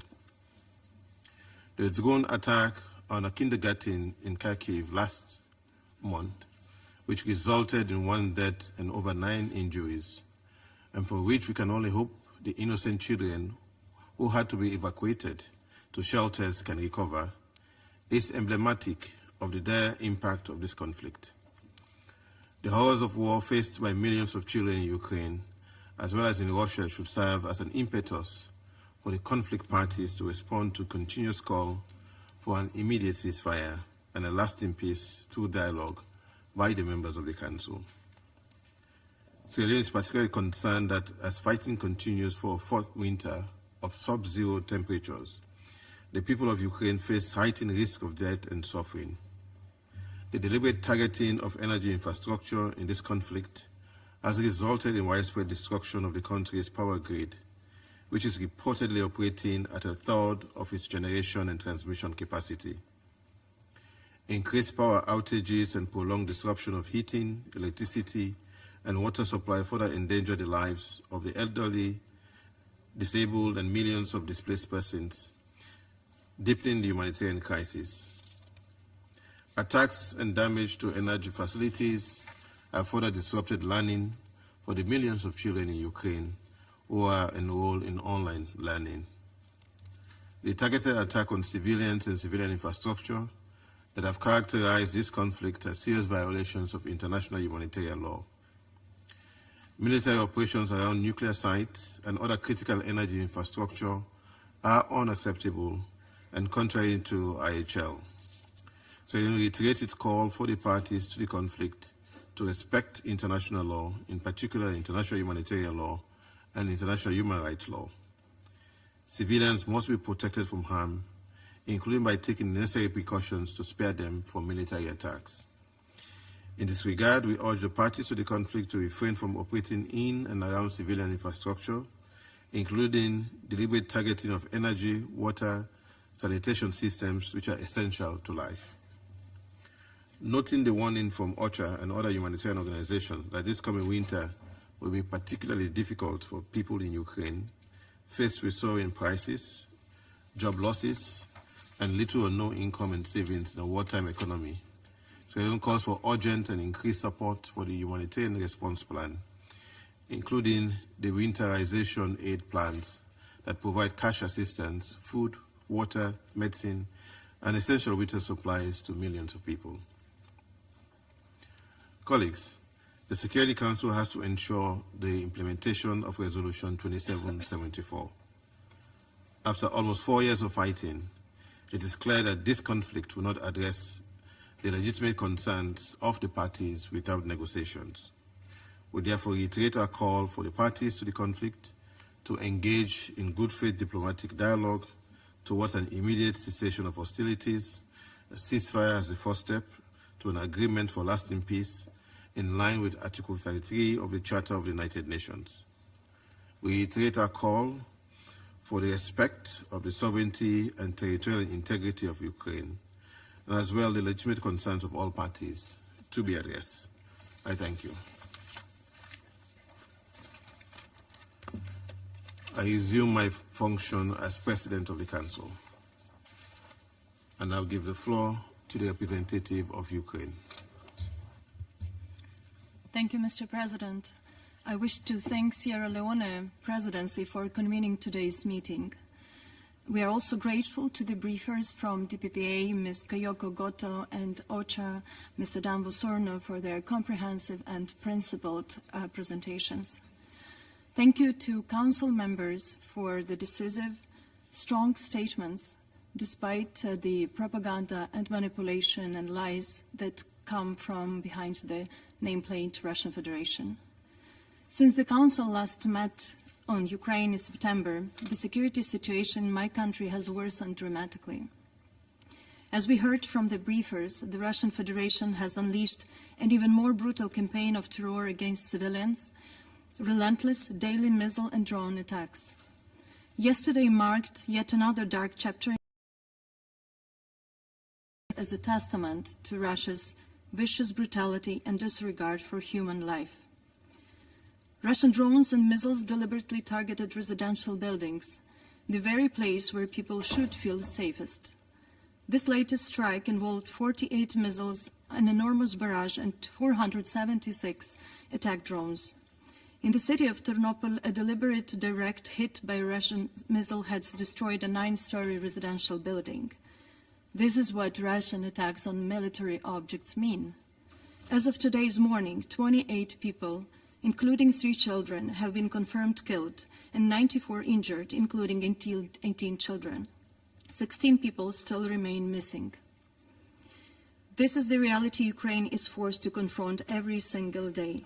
Attacks against children, women and elderly, families in their homes, patients in their hospitals, and teachers and students in schools. Deliberate attacks on civilian infrastructure, energy facilities, and power grids. Deliberate attacks, dozens of cities, hundreds of towns, and thousands of villages razed to the ground. Millions of people left without heat, light, or water during the harsh winter season. And as a result of the attack by Russia, which took place during this very meeting, at least 5 have been killed and 3 more wounded in Zaporizhia. The human toll is devastating and the destruction unimaginable. This is a systematic and deliberate policy aimed at annihilating the Ukrainian people, culture, identity, historical heritage, and our right to exist as a free and dignified nation. This is an attempt to freeze, silence, and extinguish Ukrainian resilience. This is a state terror and genocide. Mr. President, Russia's relentless escalation is not only a military assault, but also a blatant renunciation of peace itself. Every missile it launches is a statement that Moscow prefers escalation over dialogue. From the very first seconds of Russia's invasion, Ukraine has sought peace, and we support all substantive proposals capable for bringing genuine peace to get closer. Since the beginning of this year, Ukraine has supported President Trump's proposals aimed at ending the war. We are ready as before to work constructively with the American side as well as with our European partners and around the world so that the outcome is peace. Ukraine has officially received from the American side a draft plan. We outline the fundamental principles that matter to our people. We agree to work on the plan's provisions in a way that would bring about a just end of the war. In this context, allow me to make several critical points. First, while Ukraine stands ready to engage in meaningful negotiations to end this war, including at the leaders' level, our red lines are clear and unwavering. There will never be any recognition, formal or otherwise, of Ukrainian territory temporarily occupied by the Russian Federation as Russian. Our land is not for sale. Ukraine will not accept any limits on its right to self-defense or on the size and capabilities of our armed forces. Nor will we tolerate any infringement on our sovereignty, including our sovereign right to choose the alliances we want to join. Any genuine peace process must respect a fundamental principle: nothing about Ukraine without Ukraine, and nothing about Europe without Europe. And let me be equally clear, we will not reward the genocidal intent that underpins Russian aggression by undermining our identity, including our language. Second, support for Ukraine is indispensable. Peace requires strengthened security and sustained financial assistance to Ukraine. Reinforcing Ukraine's defense capabilities is not an escalation. It is the only path to compelling Russia to engage constructively in international peace efforts. In this regard, we express profound gratitude to all partners and allies. This support is an investment in the rules-based international order and global peace. Third, the Kremlin regime will not stop unless it is stopped through unyielding and concerted pressure. There is only one realistic path to ending this war. Russia must be compelled to retreat economically, politically, and militarily. If we fail to stop Russia now, its aggression will not end with Ukraine. It will continue to export war, occupation, and repression. It will commit more atrocities, torture, inhuman treatment of civilians and prisoners of war, widespread sexual violence, the abduction of children, the destruction of cultural heritage, and environmental devastation. Europe has lived through this before, and we must not dare forget those lessons. History will be a merciless judge if Russia is eventually rewarded of its war of aggression instead of held accountable. Fourth, the end of the war and the role of this Council. Ukraine has repeatedly called on this Council to adopt a resolution demanding a full, immediate, and unconditional ceasefire. Our people deserve to feel free and protected. A ceasefire is an essential prerequisite for meaningful negotiations.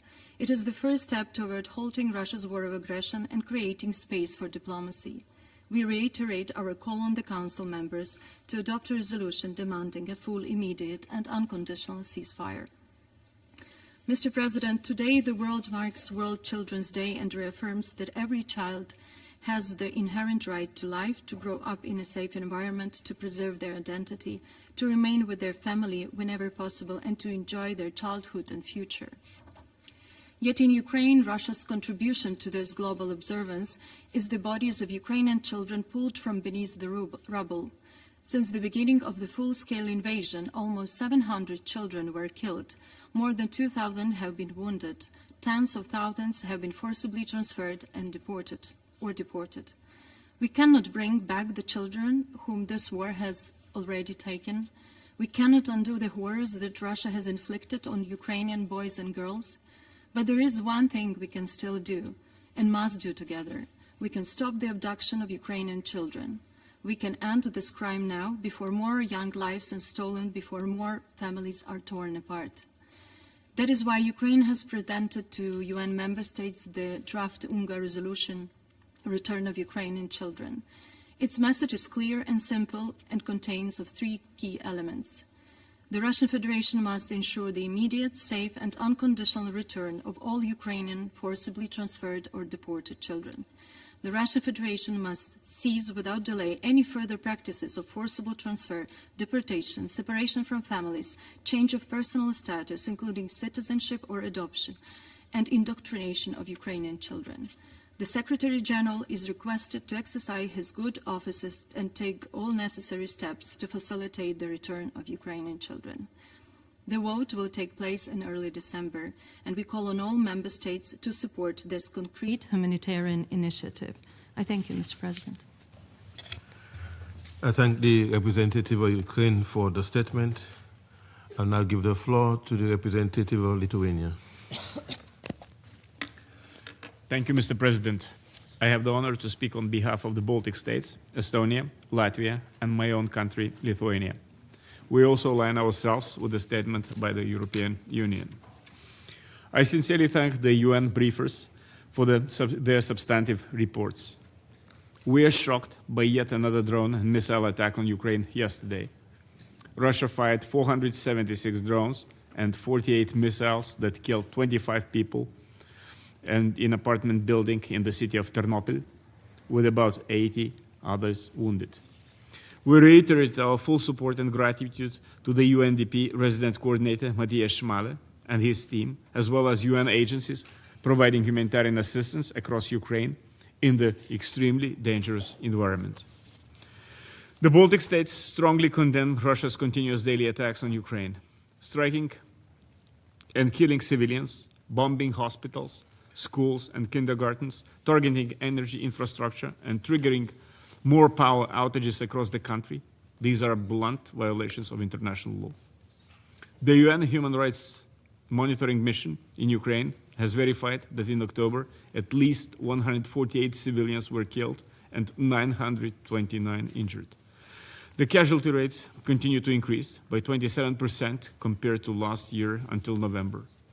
This reflects a sharp escalation in violence against civilians and critical civilian infrastructure, and is especially worrying with the upcoming winter.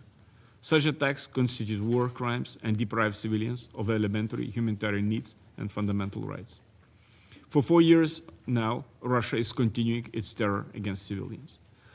The latest report by the Independent International Commission of Inquiry on Ukraine states that Russian authorities have systematically coordinated actions to drive out Ukrainian civilians from their homes in the occupied territories.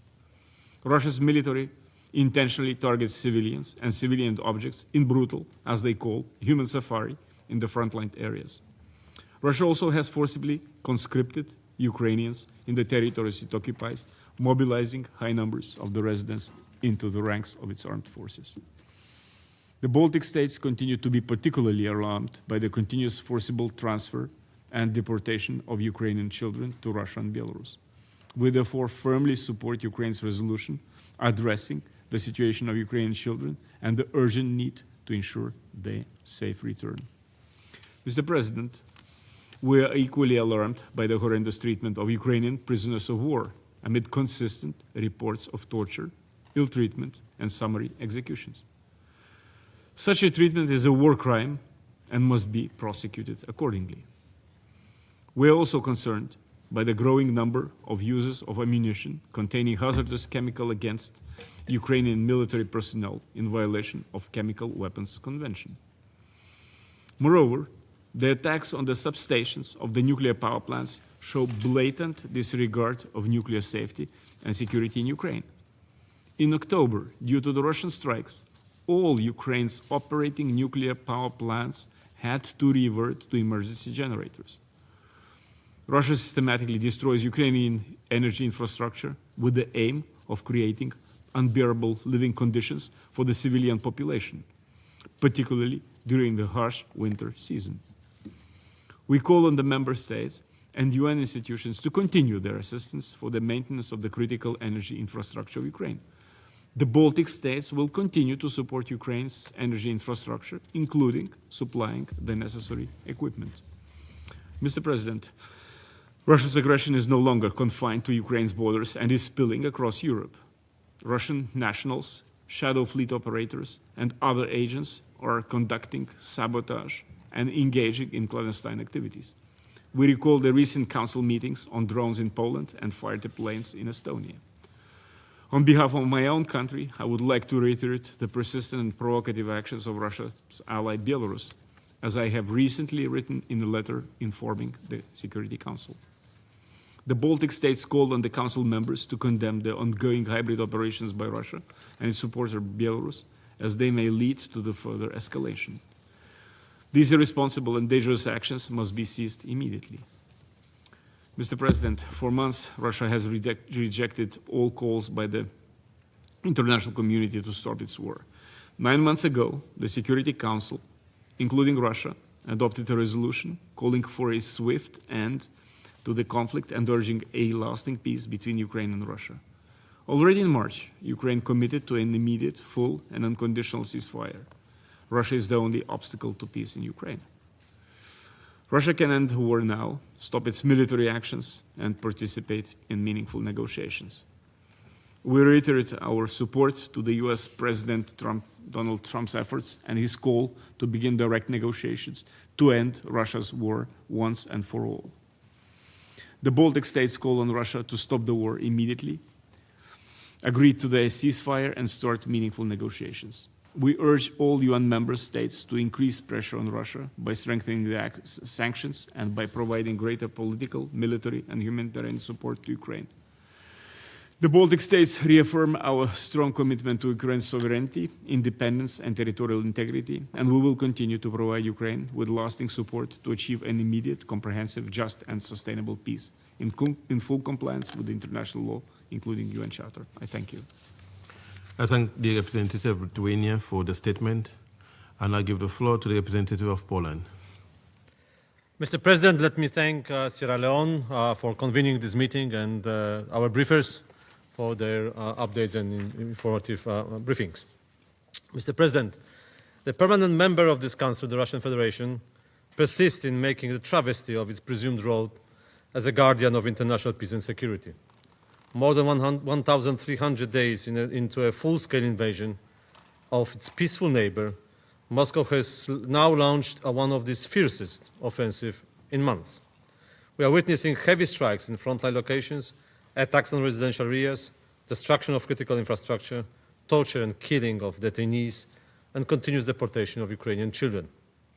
As we all heard today in the interventions, yesterday at least 25 people were killed, including 3 children, in the missile drone attack on the city of Ternopil. Russia carried out this attack against the civilian apartment blocks. They directed missiles and drones into the people's homes.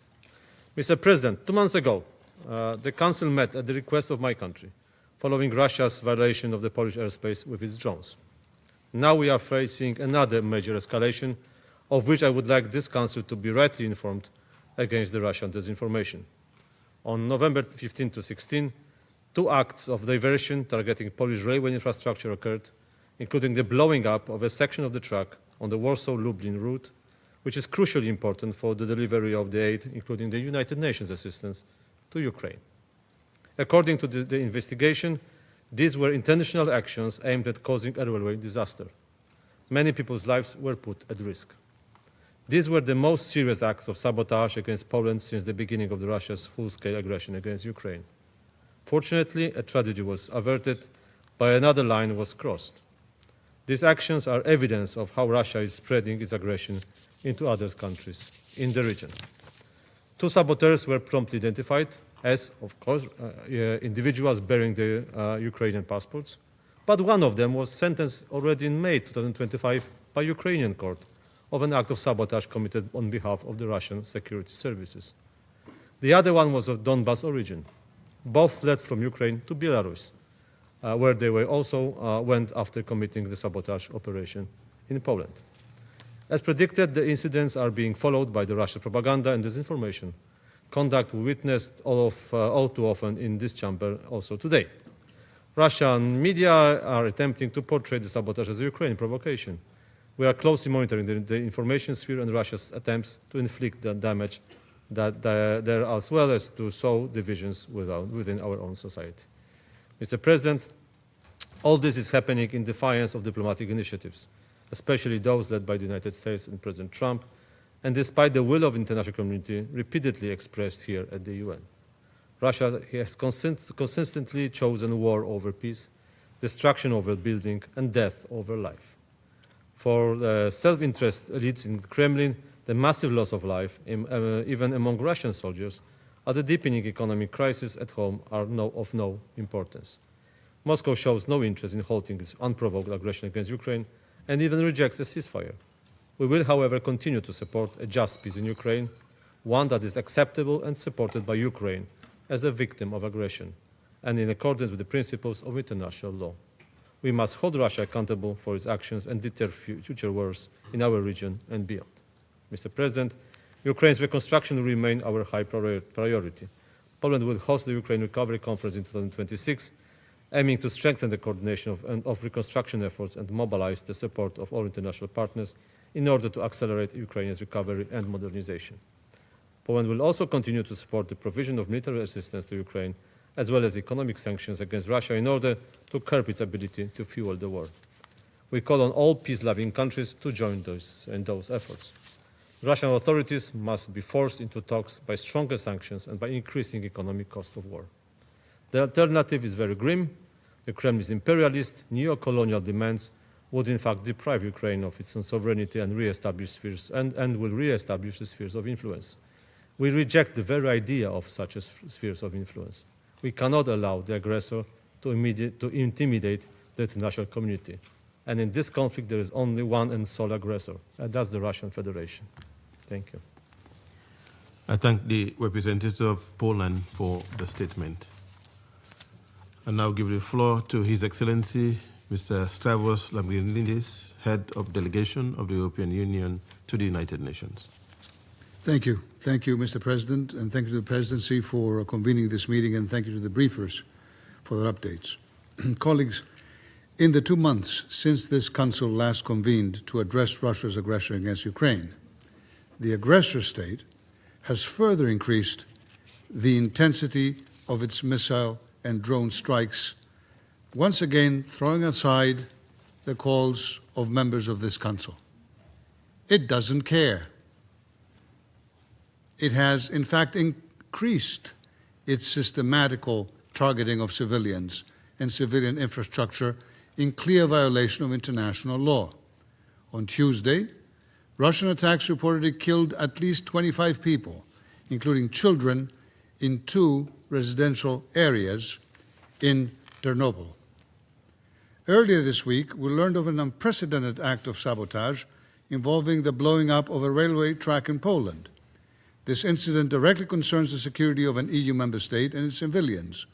The threats to our security are real and growing. After investigations, the sabotage was attributed to individuals previously accused of cooperating with Russia. Russia continues to demonstrate what we have repeatedly warned about in this chamber. Not only that it lacks any real political will to end its aggression and engaged in meaningful peace negotiations. But fundamentally, that the only real root cause of this war is its desire to recolonize by force 34 years after it regained its independence as sovereign and independent member of these United Nations. Colleagues, the UN, in case we forget, was created to promote decolonization, not recolonization. Russia may want us to forget this, but we won't. While Russia cynically attacks Ukraine's energy sector ahead of a harsh winter, the call for an immediate, full, and unconditional ceasefire grows even louder. Ukraine demonstrated its readiness months ago. The UN Secretary General reiterated his call yesterday after yet another brutal overnight barrage when he called for a ceasefire, and I quote him, as a first step towards a just, comprehensive, and sustainable peace that fully upholds Ukraine's sovereignty, independence, and territorial integrity within its internationally recognized borders, in line with the UN Charter, international law, and relevant UN resolutions, unquote. All members of the Security Council repeated this call today. All except one, Russia. We welcome recent statements to this end by many countries from around the world as well. A ceasefire is a first necessary step towards a just and lasting peace. So today, we once again echo this message to Russia. Stop the killing, stop it, and join Ukraine at the negotiating table. There's a shocking truth, dear colleagues, about this war. According to credible reports, more than 1 million Russian soldiers have been killed or injured trying to conquer. Days, more than 1,000 young Russian men and women perish on the battlefield far from their homes.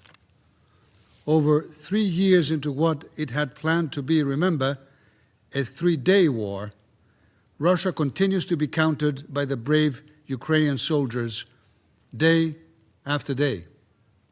Colleagues, the European Union will sustain its diplomatic efforts towards peace, together with the United States and other partners. We will continue supporting Ukraine so it can remain in a position of strength with the means to continue exercising its inherent right to self-defense. Before, during, and after any ceasefire, this includes political, financial, humanitarian, military, reconstruction, diplomatic support. And we will further increase our coordinated pressure on Russia until it stops its war.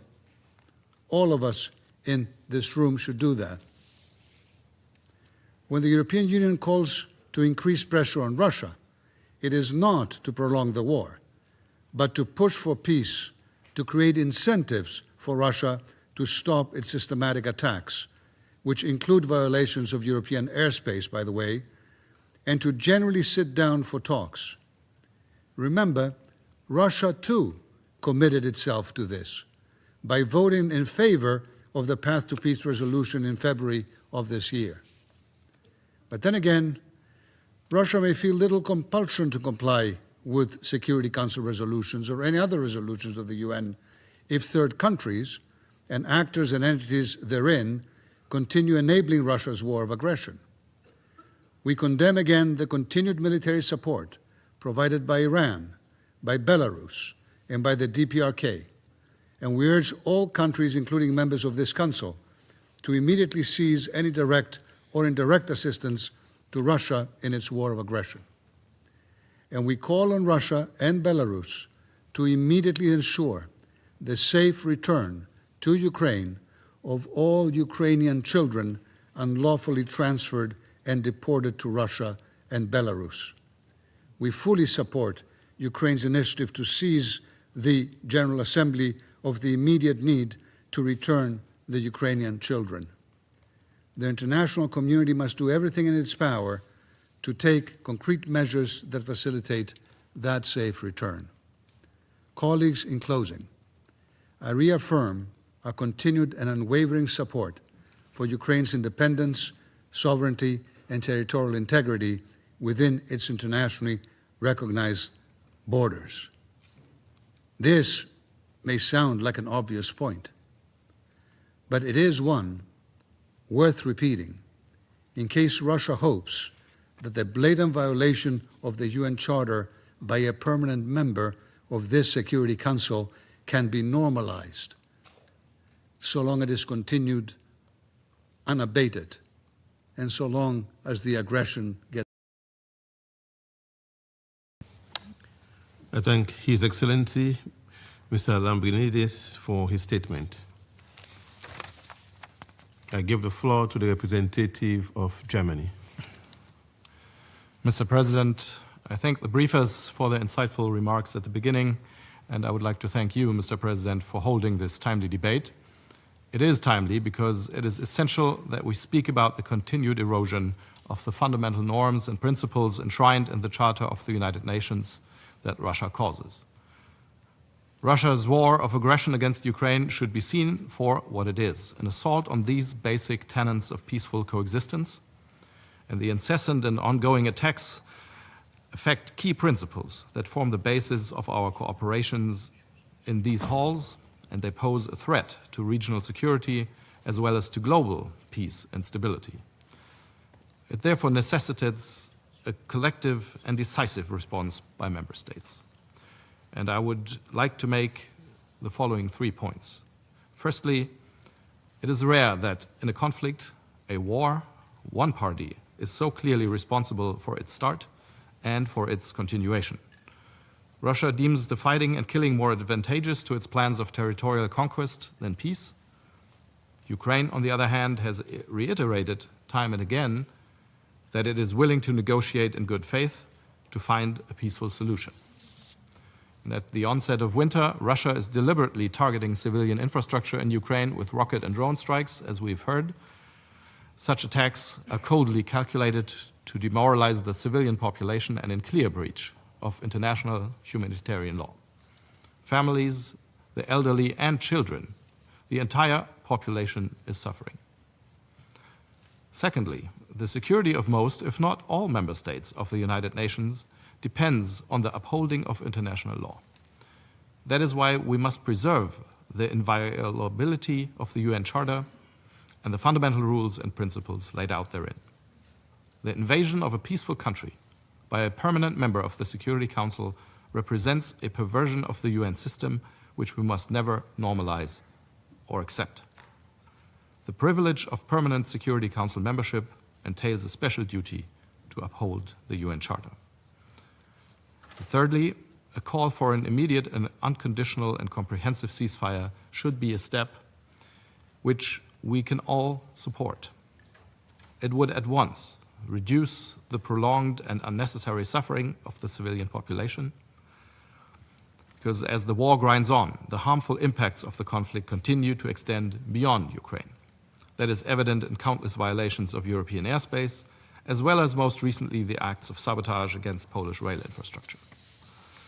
Mr. President, we will not rest until a sustainable and just peace is achieved, a peace that is rooted in the principles of the UN Charter and negotiated with Ukraine at the table.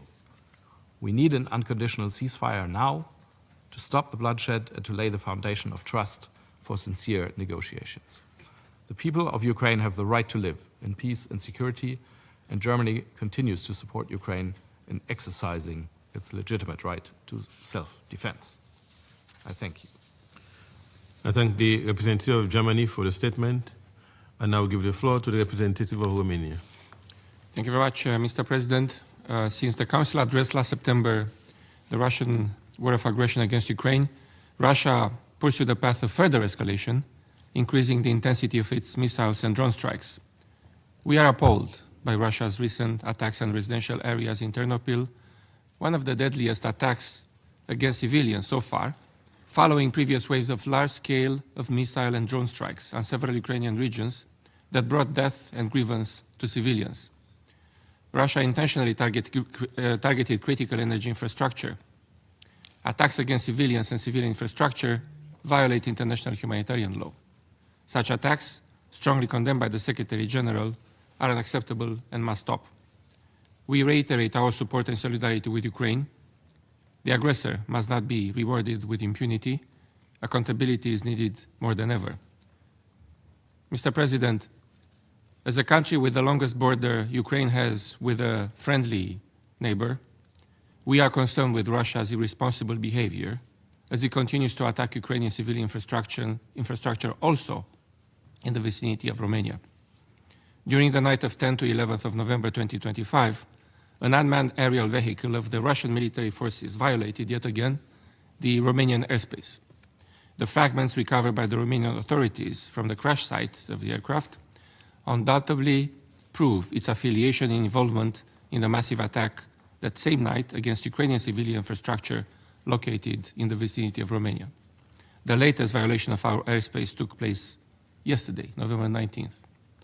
Following another Russian attack on the Danube port infrastructure of Ukraine in the night of 16 to 17 November 2025, an LNG vessel took fire in the Ukrainian port of Izmail on the Danube, just across the border with Romania. In light of the increased risk of a potential explosion, the Romanian authorities took the extraordinary measure of temporarily evacuating 2 nearby villages to ensure the safety of their inhabitants. Russia is a permanent member of this body and is expected to be a guarantor of international law and the UN Charter, and such actions are unacceptable. We strongly condemn the repetitive nature of violations of the Romanian airspace by Russian drones, which poses serious risks for the safety of Romanian citizens, as well for the security of Romania and the region at large. Mr. President, it is imperative to exert massive pressure to stop this unprovoked war. Romania will fully implement the United States and international sanctions imposed on Lukoil. At the same time, the violation of EU restrictive measures is now a crime and can be punished with imprisonment according to a draft law adopted by the Romanian government just in the past few days. Our long-standing position since day one of the invasion of Ukraine is clear. The achievement of a comprehensive, just and lasting peace needs to be in line with the UN Charter and the principle of sovereignty, independence and territorial integrity. We simply cannot reward an aggressor which has a historical record of relapsing in breaching international law. We reiterate our continued support for Ukraine's independence, sovereignty and territorial integrity within its internationally recognized borders, as well as for its legitimate right to self-defense under the UN Charter. A full, immediate and unconditional ceasefire remains necessary as a first step towards a comprehensive, just and lasting peace. And just to echo the points made by the US Secretary of State today, it is high time to, quote, for an extensive exchange of serious and realistic ideas, unquote. Thank you, Mr. President. I thank the representative of Romania for the statement. I'll now give the floor to the representative of Sweden. Thank you, Mr. President. I have the honor to speak on behalf of the 5 Nordic countries, Denmark, Finland, Iceland, Norway, and my own country, Sweden. We thank DPPA and OCHA for the briefings, and we commend the bravery and professionalism of all humanitarian workers. Mr. President, we meet in the wake of renewed, large-scale Russian attacks against civilians and civilian objects in Ukraine. The recent drone and missile barrage at Ternopil, Lviv, and Ivano-Frankivsk claimed at least 25 civilian lives, left hundreds injured, and caused extensive electricity blackouts. This is no coincidence. As we approach the 4th winter of Russia's full-scale invasion, we once again witness Russia's deliberate targeting of residential areas and energy infrastructure across Ukraine. In addition, Russia continues its attack on humanitarian personnel. On the 14th of October, 4 clearly marked UN trucks were struck by Russian drones as they delivered aid to Kherson. The UN has confirmed this attack. The purpose of Russia's recurring assaults is clear: to destabilize, to deepen humanitarian suffering, and to erode the resilience of the Ukrainian people. In essence, it's a systematic strategy of terror against civilians, aimed at fulfilling Russia's political objective, the subjugation of Ukraine or the annexation of its sovereign territory. Yet, as in previous years, Russia will fail. We remain in awe of Ukraine's resilience. Mr. President, on the 21st of October, the Independent International Commission on Inquiry released another report on Russia's continued violations of international humanitarian law. The report concludes that Russia's targeted drone strikes against civilians form part of a coordinated policy that not only constitutes war crimes, but even more gravely amounts to the crimes against humanity of murder and the forcible transfer of population. We cannot allow these attacks to be met with impunity. There must be accountability for the crimes committed against and within Ukraine. Appeasement or a lack of action would only embolden the aggressor and risk sowing instability elsewhere. Mr. President, the Nordics will continue to support Ukraine in its pursuit of a just and sustainable peace in accordance with international law and the UN Charter. The Nordic countries do not recognize spheres of influence nor territorial acquisitions through the use of force. We urge Russia to immediately cease its aggression and to comply with international humanitarian law. Russia must protect civilians and humanitarian workers, return the forcibly transferred and unlawfully deported children, and it must accept that Ukraine, like any other country, has a sovereign right to choose its own future. President, to sum up, Russia's actions demonstrate a clear lack of genuine intent to pursue peace. We must remember that this is a Russian war of choice. If President Putin so wished, he could cease the aggression and end the war tomorrow. Thank you. I thank the representative of Sweden for the statement. There are no more names described on the list of speakers. The meeting is adjourned.